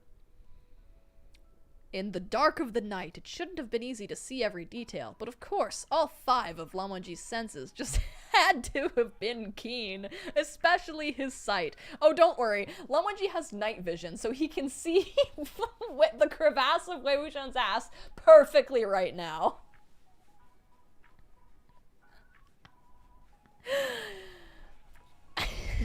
Why did MXTX feel the need to specify that he has night vision? It's like, it was dark, which is sexy. But if it was too dark, he wouldn't be able to see the crevasse of his ass. So don't worry, he actually has night vision. Lemon-G's been eating many carrots with the bunnies for this moment.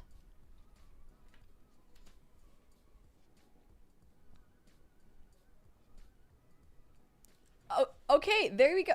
Okay, wow. Lemon-G takes such good care of Wei Wuxian's ass, crevasse, that it can still be demure, let's just say. We love that. We loved that.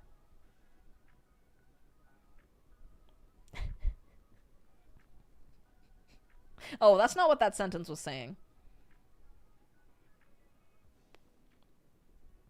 Lemon-G rails him so much that Wei Wuxian's body misses him when it's not there. That is the opposite of demure.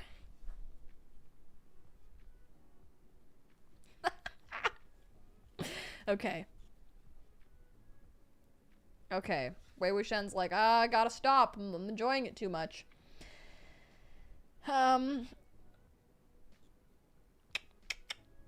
He turned his head and locked eyes with Lemon-G without warning. Lemon-G immediately closed his eyes. Hey, Lan Zhan, what are you doing? Reciting the Lan family precepts in your head? Wei Wuxian laughed. He'd hit the nail on the head. Lemon-G's lashes quivered. He seemed to want to open his eyes, but managed to resist the urge in the end. Come on, Wei Wuxian beckoned in a languid tone. Look at me. What are you afraid of? It's not like I'll do bad things to you.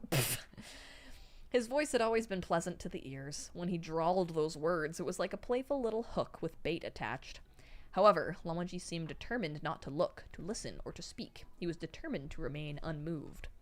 Will you really be so stone-hearted as to not even look at me? Asked Wei Wuxian. No matter how he coaxed and cajoled, Lemon-G refused to open his eyes. Wei Wuxian arched his brows. If that's the case, mind if I borrow Bishan for a little bit?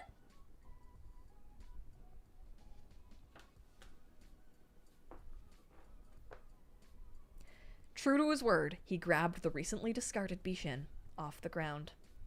Lemon-G's eyes flew open at once. What are you going to do? He barked sharply. What do you think? I do not know! Right? Like, I don't fucking know! I don't know! What are you gonna do? Like what the fuck are you gonna do, man? Like, you're probably thinking of the sharp part of the sword. Like, are you gonna fucking swallow it? Oh god. Oh god. It's happening! Can we get some swords in the chat?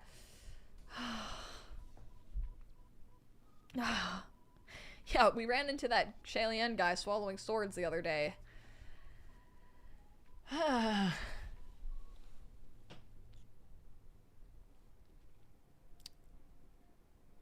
Why are you so nervous if you don't know what I'm about to do? Wei Wuxian looked at him, grinning, and waved Bishan in his hand. Then he lowered his gaze and dropped a light kiss to Bishan's hilt. What followed was a glimpse of a vibrantly red tongue as he began to carefully lick the hilt. Ooh. Bishan's blade was like ice and snow, translucent and crystalline. Its hilt was forged of pure silver, using a secret method. What was the secret method? It was exceptionally heavy, its carvings dignified and ancient in design. Oh, those ancient, dignified carvings for Wei Wuxian's pleasure. It presented a wicked and bewitching sight. Like he'd been set ablaze, Lemon-G exclaimed, "Let go of Bishan!" Why? Wei Wuxian asked. That is my sword, said Lemon-G. You can't use it to... I know it's yours, said Wei Wuxian in an inquisitive tone. I just sort of like it, so I was playing with it. What did you think I was gonna do? Orion's belt says, is this the amount that makes Jung Jung stop this? Yes, it is. $5. It's $5 for Jung Jung to come in and stop this.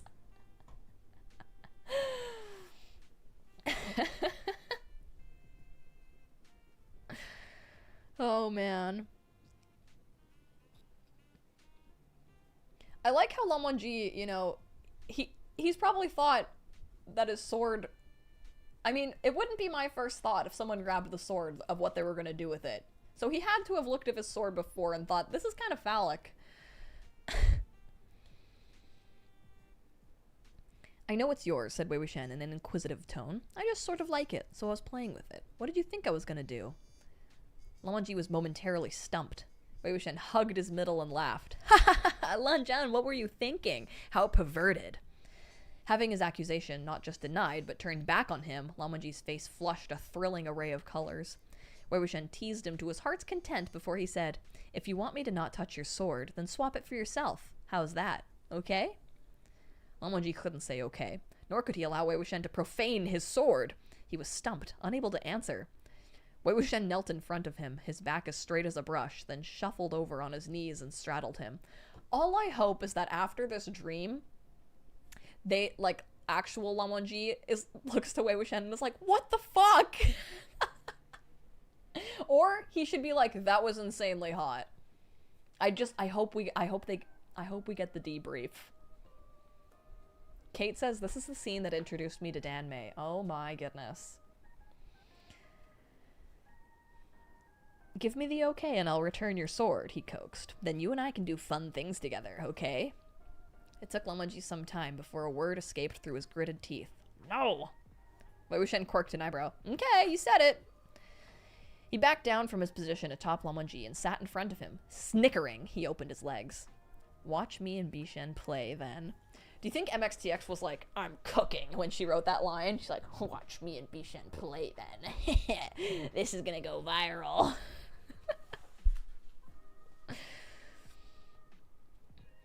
With his legs splayed wide in such an utterly shameless position, Lan Wangji had a full view of Wei Wuxian's lower body.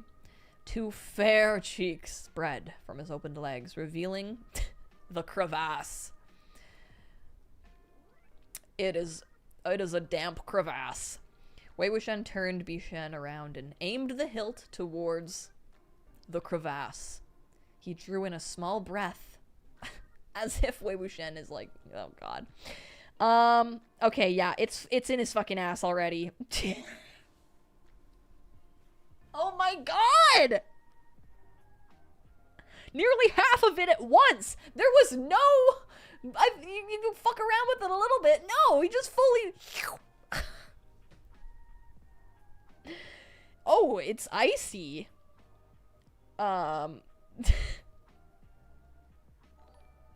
salad! Says, I can't believe this is the chapter I come back to. Welcome! Oh...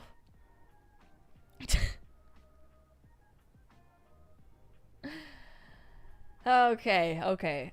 It's cold for his pleasure. And he's just fucking he's just going at it. He is going at it. Right off the bat. He gripped it and okay, but it's slow. Oh, we're talking about the exquisite ancient patterns that are engraved that raise and dipped. It literally is ribbed. That's hilarious. It was fit to drive him insane. Oh, he's loving it. A wave of vertigo and tingling tumbled from his head down his spine. Not vertigo. Whoa. He's so into it. He's so into it, okay? From Lan Wangji's perspective, the sight was obscene beyond measure. Wei Wuxian lying on front of him with his legs wide open. His ass taken Bishan. Oh, but it was hard and cold, and, oh man, there's so many lines about, oh god, about the crevasse. Even so, he kept going. He gazed at him with damp eyes. Lan Zhan. His nasal voice, Lan Zhan, seemed to plead with him, or perhaps the words had simply been slurred out in the throes of passion. Whatever the case, it was enough to enrapture a man and make him lose himself. Lan Wangji had no way to close his eyes or look away. He stared intently at Wei Wuxian's face like he'd been bewitched, stared as he struggled and twisted under Bishan's assault.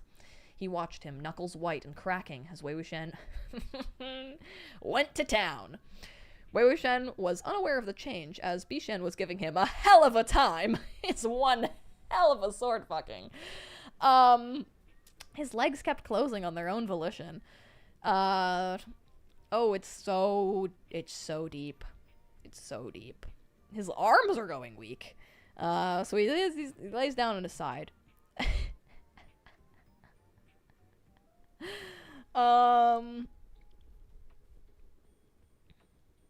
He intended to take a short break, but something suddenly seized the bend of his knees. Oh my gosh. Captured in a grip as strong as iron shackles. Wei Wuxian opened his eyes and met Lan Wangji's gaze squarely.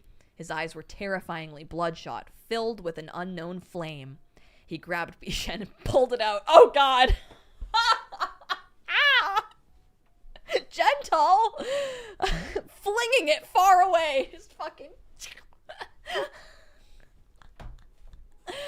Oh my god. It fucking kills someone, like, down the mountain, like...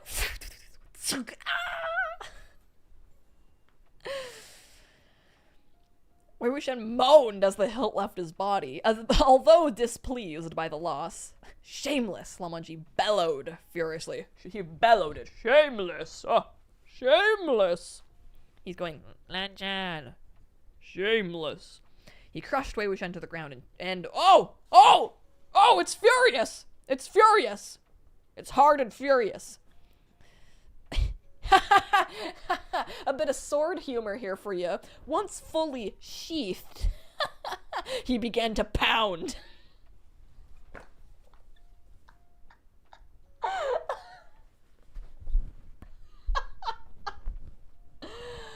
Oh my god, oh my god.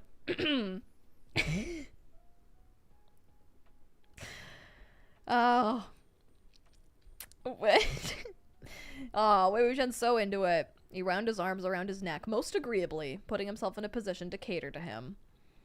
But then, now it's too rough. Oh, please, Wei Wuxian.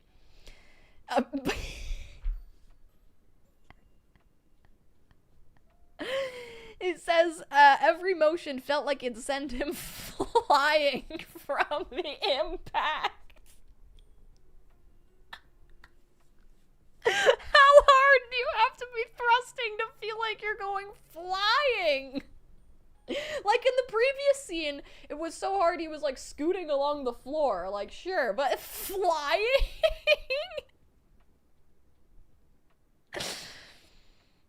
Lighter, Wei Wuxian shouted. Argaga, go easy. He had forgotten he was older than Lan Wangji in this dream, and that was his downfall. When he blurted out Argaga, not only did Lan Wangji not restrain himself, he's sending him flying even more. As though his sole purpose in life was to split Wei Wuxian's buttocks into 8 pieces in retribution.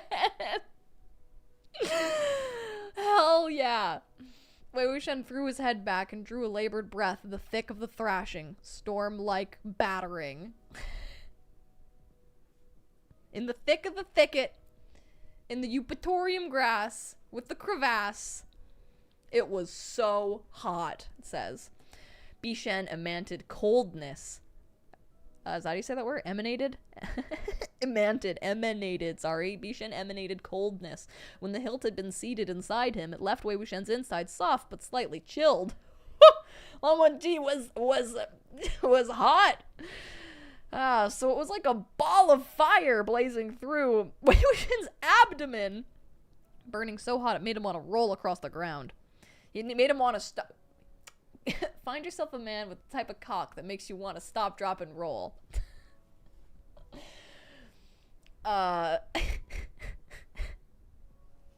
But, you know, his body's good because he prepared. Okay? So we're all good. So all he could do was shiver. No matter how high his cultivation may have been, he had no way to retaliate. Oh, please. When he couldn't take the heat any longer, he tried to squirm away. Lan Wangji pinned him by the waist, slamming the voice out of him, and says, oh no, Lan Wangji's cringy dirty talk, who is the husband? Stop. It's giving Shang Qinghua, I'm your daddy, call me daddy. Who is the husband? Wei Wuxian was still dazed and confused, so Lan Wangji repeated the question, punctuated, with a thrust so hard that Wei Wuxian's body and soul were both almost sent flying to the heavens.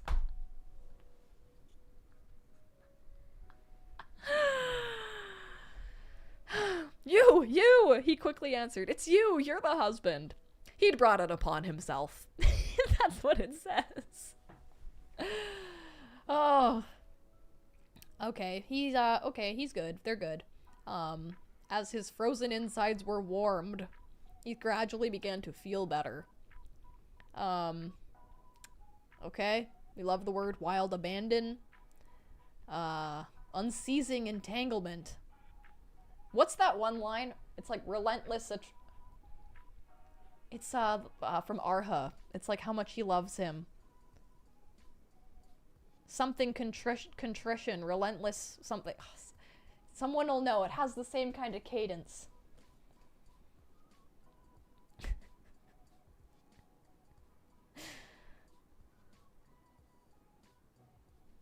While something ambition, I can't know. If someone in the chat knows what I'm talking about.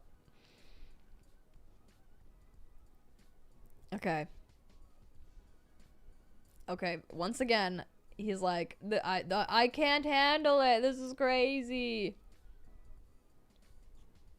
Argaga. I mean Lenjan. Go easier, won't you? Oh my... What is happening here? Stop. We're having an Omega moment. We're having an Omega moment. Wei Wuxian's like, you gotta stop. I think I'm bleeding. And Lan Wangji's like, you're not bleeding. And Wei Wuxian's like, then why is it so wet down here? And Lan Wangji's like, you're wet. I'm what?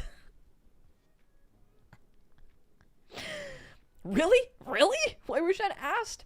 Feigning disbelief, he caught Lan Wangji's hand. And, he's feeling it. He's like, we're having an Omega moment! His hand recoiled as if he'd been pricked by a needle. When he looked down, the fluid was clear. It wasn't blood after all.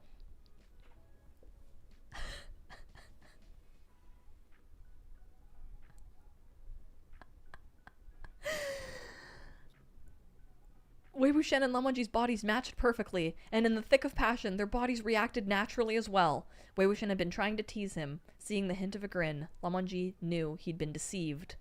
He put his head down and renewed his attack.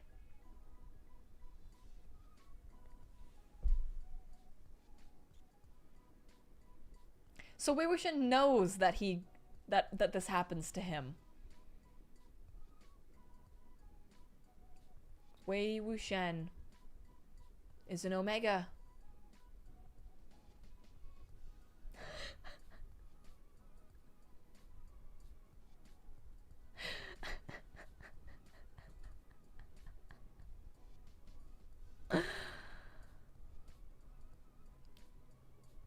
I just love how MXDX explained this as Wei Wuxian and Lan Wangji's bodies matched perfectly, and in the thick of passion, their bodies reacted naturally as well. It's like, if wet he must be, then wet he will be. Wei Wuxian and Gumong, literally. Oh. That's what the third liquid was. Yep, it was the perfect body matching fluid. Wow. Wow. Breath broken by the next round, Wei Wuxian quickly cut in. Lanjan, let me top. Let me be on top, okay? Lan Wangji hesitated, as though he didn't understand what top meant. Holding on to him, Wei Wuxian flipped them around with great effort, reversing their positions. Now Lan Wangji lay on the ground while Wei Wuxian... Okay. Okay, they're still together. He's not topping him, he is just on top of him.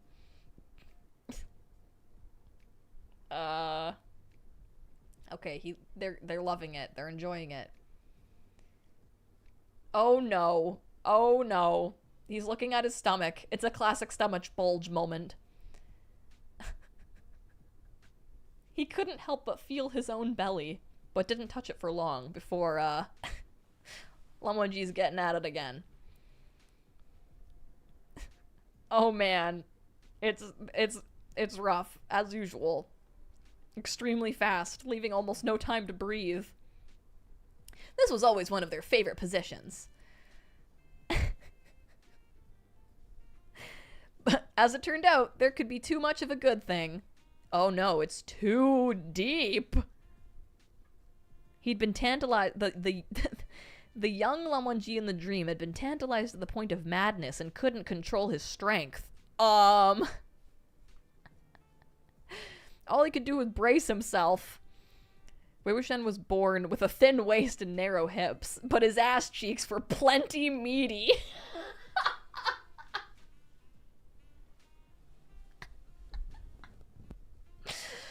Oh my god. And Lan Wangji is grabbing him. The kneading made Wei Wuxian itch all over. Oh my god. His ass hurt and he couldn't help but pry off one of the hands. Unexpectedly, Lan Wangji seemed deeply upset by having his hand removed. His brows knitted and his expression darkened. Oh no! He spanked him! The sound of the slap was clear and crisp. The tip of the tongue, the teeth, and the lips. Wei Wuxian was instantly stunned by the strike. Not many people in his life had hit him there. Even when he was little and mischievous and Madame Yu punished him with the whip, he'd only ever been lashed on his back and palms. Zhang Fengmian and Zhang Yanli couldn't bear to hit him at all.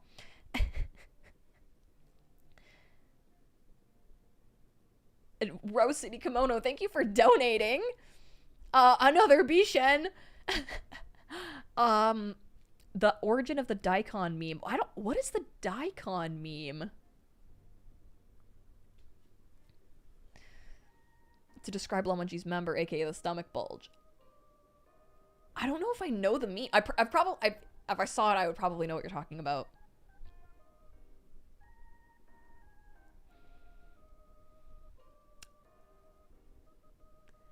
Where were we? Oh yeah, the spankening. Zhang Fengmian and Zhang Yanli couldn't bear to hit him at all. When Wei Wuxian saw other children spanked for being naughty, he thought it shameful and humiliating, and was proud of the fact he'd never been subjected to it.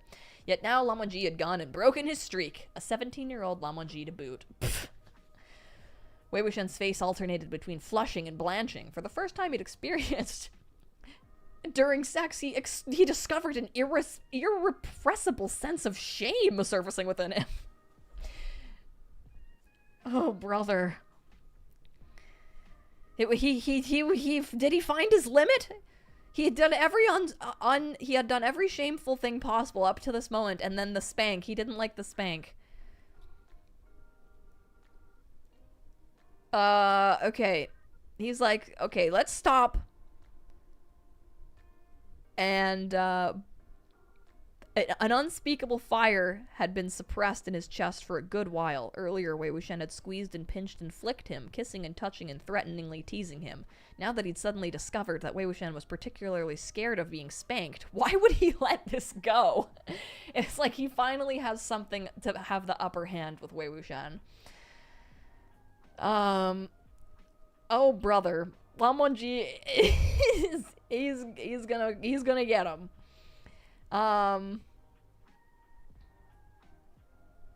Okay, he spanked him again. Ow! It didn't actually hurt. It was just extremely embarrassing. Wei Wuxian never tried to suppress his moans, so his voice always wound up raspy at the halfway point.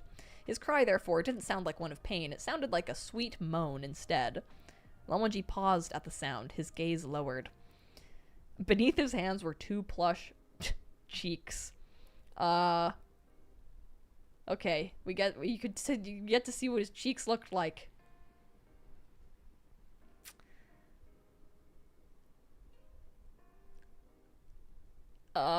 Wow, it's just this extremely graphic description that is like, his ass was so perfect it could do anything. His ass defies physics in many regards. That no matter what, it will always be perfect. Lan Wangji's eyes grew increasingly dark at the sight of it.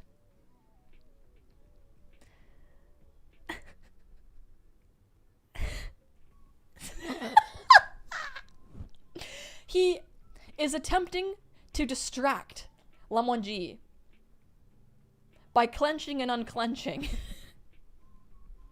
He's like, look over here, Lanjan!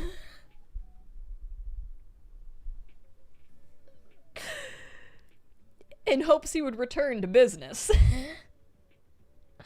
Sure enough, Lan Wangji's breath turned harsh. This is so, like, animalistic. Wei Wuxian sighed a breath of relief. Yet before he could fully exhale, Lamonji struck out again, slapping his ass. Oh my gosh. Oh my gosh. Oh. And you know, that set off a chain reaction of multiple things, and everybody enjoyed that. A chain reaction of some very graphic events. But Wei Wuxian notably enjoyed that. Okay. After that, Lamonji began to spank him on the hip with every thrust. Oh, brother. The overlapping sensations made him feel like he was being tossed by surging waves. Don't be like this. Lanjian, stop! Don't spank me anymore. Wake up, Lanjian. Wake up! He knew Lamonji had always been inclined to roughness, and Wei Wuxian had always enjoyed being roughed up. But he'd never been pushed to the edge like this. Wow! I can't believe Wei Wuxian's actually at a point of not having the upper hand. After being spanked a dozen times, Wei Wuxian's perfectly fine ass but finally had his ass met its maker. Okay, Lamonji kissed him. Wei Wuxian hugged his shoulders tight and deepened the kiss. Aww. And they finished, and it was so romantic. Aww, very romantic. Wei Wuxian held him quietly.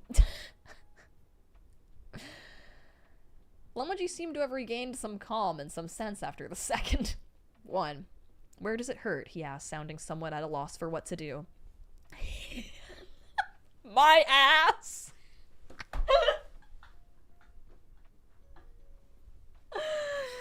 Oh my god. Lanjian quickly kissed me. His downcast eyes and unusually demure manner had Lamonji's earlobes turning pink. He held him as tight as he had requested and captured his lips, kissing him with the utmost care. Okay. I feel like this is incredible because, you know, in every single fucking scene we've had, it's Wei Wuxian always pushing Lamonji, like, do it harder, blah, blah, blah, blah, blah, you know, and Lamonji, even though he's the top, he keeps getting bullied and bullied and bullied, and it's like, finally, Wei Wuxian actually, like, got what he'd always asked for, I guess, you know? And now he's reaping the consequences of that, which is, now he's a little bit ooh-woo about it. But then he's probably going to be like, we got to do that again.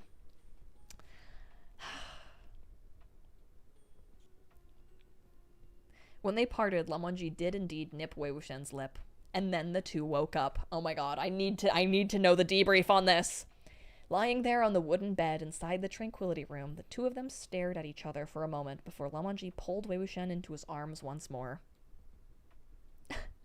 After being kissed in his embrace for a long time, Wei Wuxian seemed quite satiated, if bleary-eyed.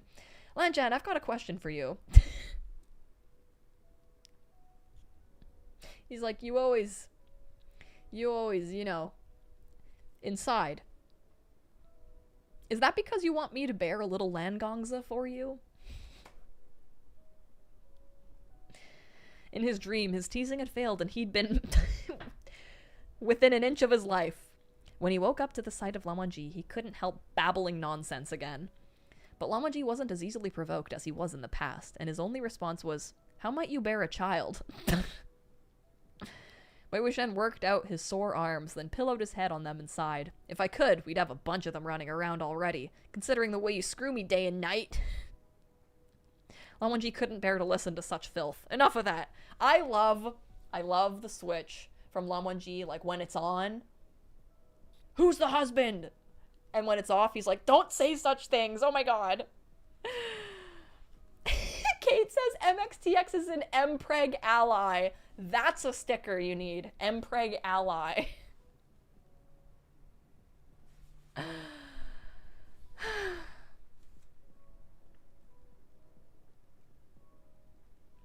Wei Wuxian propped a leg and snickered. Shy again? Before he could finish his sentence, he suddenly felt Lamonji land a soft pat on his hip. Wei Wuxian nearly tumbled off the bed. What are you doing? Checking, Lamonji said. Oh my god, he finally has the trump card! Oh my god. Oh my god. Wei Wuxian climbed to his feet in one quick motion despite his shaky legs. No thanks, Lan Zhan. I remember what fine things you did to me in the dream. No one's ever treated me like that. You're not allowed to do that from now on. Fuck me all you want. I'll open my legs and let you have your way, but no more spanking. Lan Wangji pulled him back to bed. I will not. Wei Wuxian relaxed, assured of this promise. You said it, Han Guanzhen. The past 3 nights had been crazy. A wave of drowsiness washed over Wei Wuxian, and he couldn't hang on any longer. He curled back into Lan Wangji's arms, grumbling. No one's ever treated me like that. Lan Wangji stroked his hair and dropped a kiss on his forehead. He shook his head and smiled. And that's the end. Oh my god. Oh my god. He's definitely gonna do it again. Okay. I have a wild thought. And I see what It's Bee Honey just said. And my wild thought is against the idea of that, and I could be wrong. So I want you to this is a book club, okay? We're at Dan May Book Club, and you are allowed to say your thoughts and we can discuss. I think that Wei Wuxian is such like a brat and like an unreliable narrator that like even though he was like begging for the spanking to stop and stuff like that, I feel like that's like a part of the kink that he desires to be dominated, and it's like he's always like prying for Lan Wangji to like do that to him. And like while I definitely think you could read into the part where he's like that's like a genuine boundary, and like maybe they did that and he was actually uncomfortable by it, I feel like if I am to upload myself into MXTX's brain, I do think that was put in there to because it's like, this is the end of the story. She wants to give them everything. I think it was her way of showing Wei Wuxian actually can, like, fully get what he wants.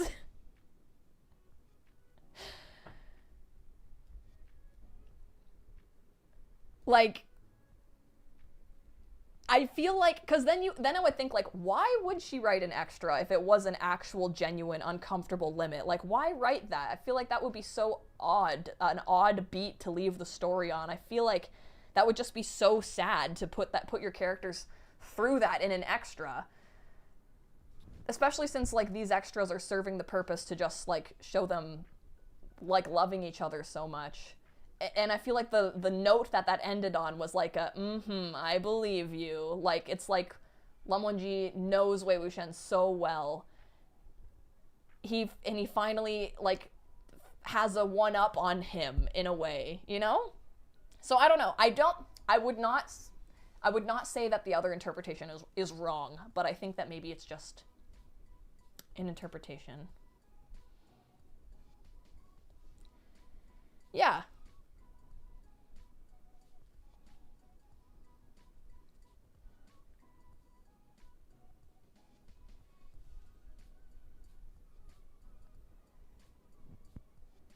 I think the way that I am going to interpret that is it's just like, it's the relentless teasing. It's the relentless, like, Lan Wangji being, like, all Lan Wangji does is get teased, and Wei Wuxian always one-ups him, even though Wei Wuxian is the one who desires to be dominated like crazy. And so finally, Lan Wangji actually has a trump card over him, and we finally got to see Wei Wuxian actually, like, what happens when he actually is at 100%, I guess. Because Lan Wangji didn't stop when he told him to stop. And at the end, I feel like it was just tongue-in-cheek at the end. I feel like it wasn't them actually discussing a real boundary at the end. When he says, you're not allowed to do that from now on, but no more spanking. It's like, you could read that very literally, but then I feel like you'd have to read every other thing Wei Wuxian has said as literally as well, which would make it, which I don't think is the intention. Cause Wei Wuxian saying no one's ever treated me like that, if that was meant to be taken seriously, that would be horrifying, and Lan Wangji would feel immense guilt. But he shakes his head and smiles.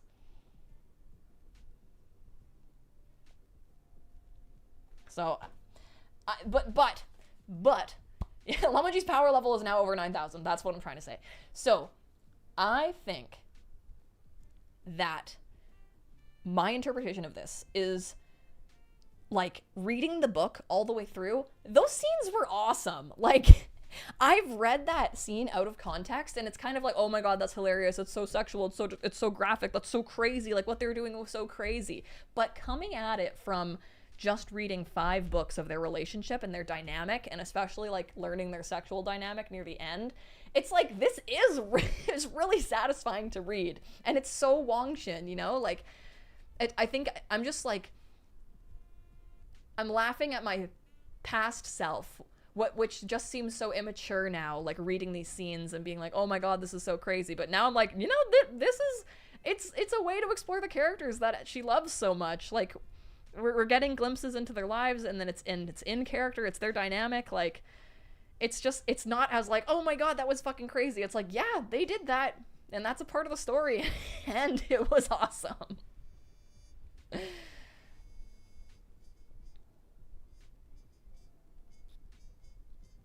Kate says, we all know Wei Wuxian loves to say no, and loves it even more when Lan Wangji doesn't listen.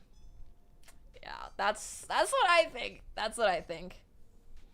Cat's Cow says, I think Lan Wangji smiles because he's guessing Wei Wuxian will end up asking for it later. Yeah. Yeah. Like, I could 1000% see the next time they do it, Lan Wangji doesn't spank him, and then Wei Wuxian's like, why didn't you spank me? Or something like that. I don't know. Or him, like, punishing Lan Wangji for, like, I don't know. Like, wasn't I bad? Wasn't I so bad? Don't you want to do something about it? And then Lan Wangji's like, I'm not gonna spank you.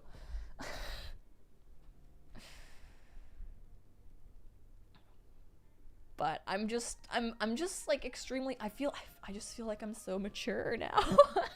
I'm a real Wongshin fan now. And it's just, I feel like it's really interesting from the perspective of someone that has, like, been in the Danmei fandom for a long time, but I never had fully read Modazushi. So you get this idea of what things are like from, like, tweets and fan art and cosplay, and just there's just nothing like reading the actual book. And that might seem like the most obvious thing in the world, but I feel like I'm also not alone. I feel like there's lots of people that haven't actually read all the way through the books. Yeah, exactly. And you know what, Jay?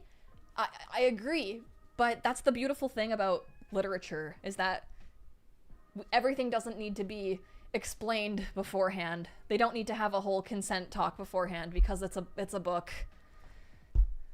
But in real world, sure as hell fucking there would be a consent talk.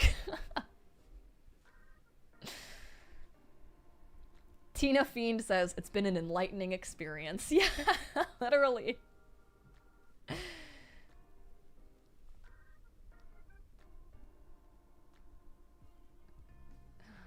Wow. It's good. So now, like, fuck, what are the other extras about? Villainous friends. Shui Yang. Stop. Is the next one about Shui Yang? Who are his friends? You little bastard! That is what Stitch calls Link and Lex. She calls them little bastard. What is... And Jing Guan Yao? What? Is there a Jing Guan Yao and Shui Yang extra? Oh my god. I'm very excited for that. What? Okay, then there's one called Gate Crasher. Wow, there's still 1, 2, 3, 4... There's quite a few more extras. That's really fun. Jiggy and Shui Yang extra? Oh my gosh. Meridia says, I feel like we've been talking about this extra since the start, right? Like, there is a video of me reading the extra. When this book first got published, I was like, I'm gonna read the incense burner scene.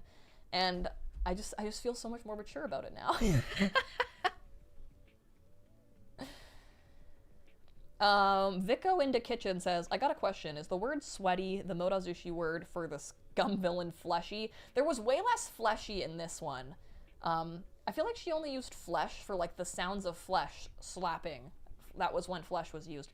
In the actual story before the extra, when they do it for the first time, they're so sweaty. In this one, there was no sweat. Yeah, I feel like there wasn't a word that was used over and over too much in this extra. XTX used her whole vocabulary for this one.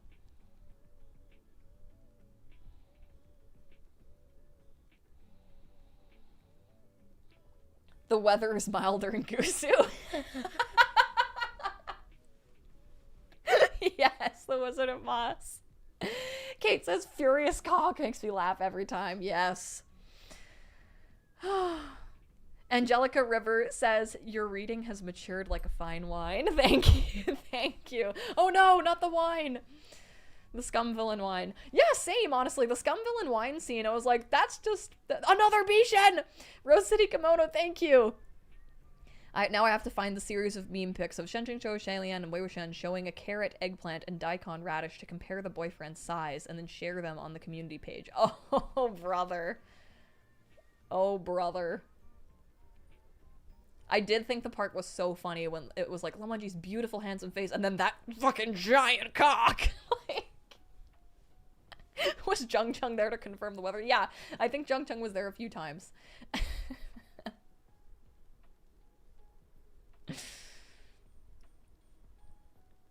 Yeah, Furious is great.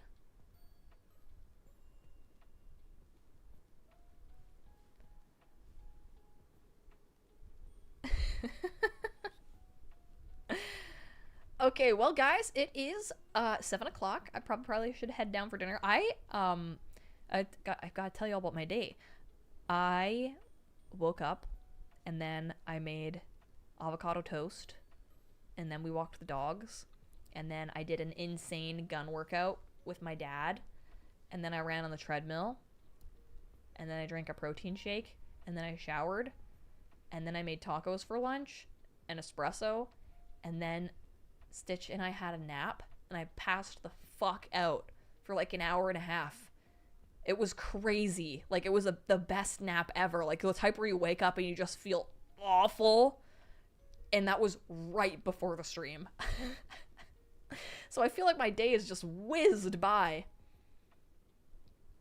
So I gotta have dinner and now I need to edit for the rest of the night. We have Every Day is Every Day tomorrow, right? Yes, at 4 p.m. because I have hockey tomorrow. So we'll start a little bit earlier.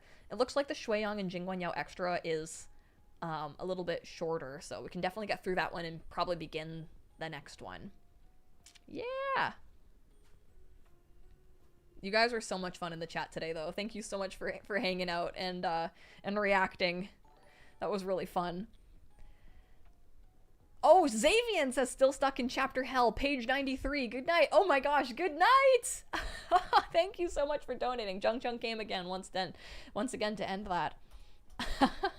Thank you, Xavian. Esper Lady says have a good night. Enjoy your dinner. Thank you, Esper Lady. All right. Oh no, I feel like putting Jung Chung in the chat is just sacrilegious. I need to make a Bishen. I should make a Bishen emoji. I'll do it. I will do it. Okay. Bye, guys!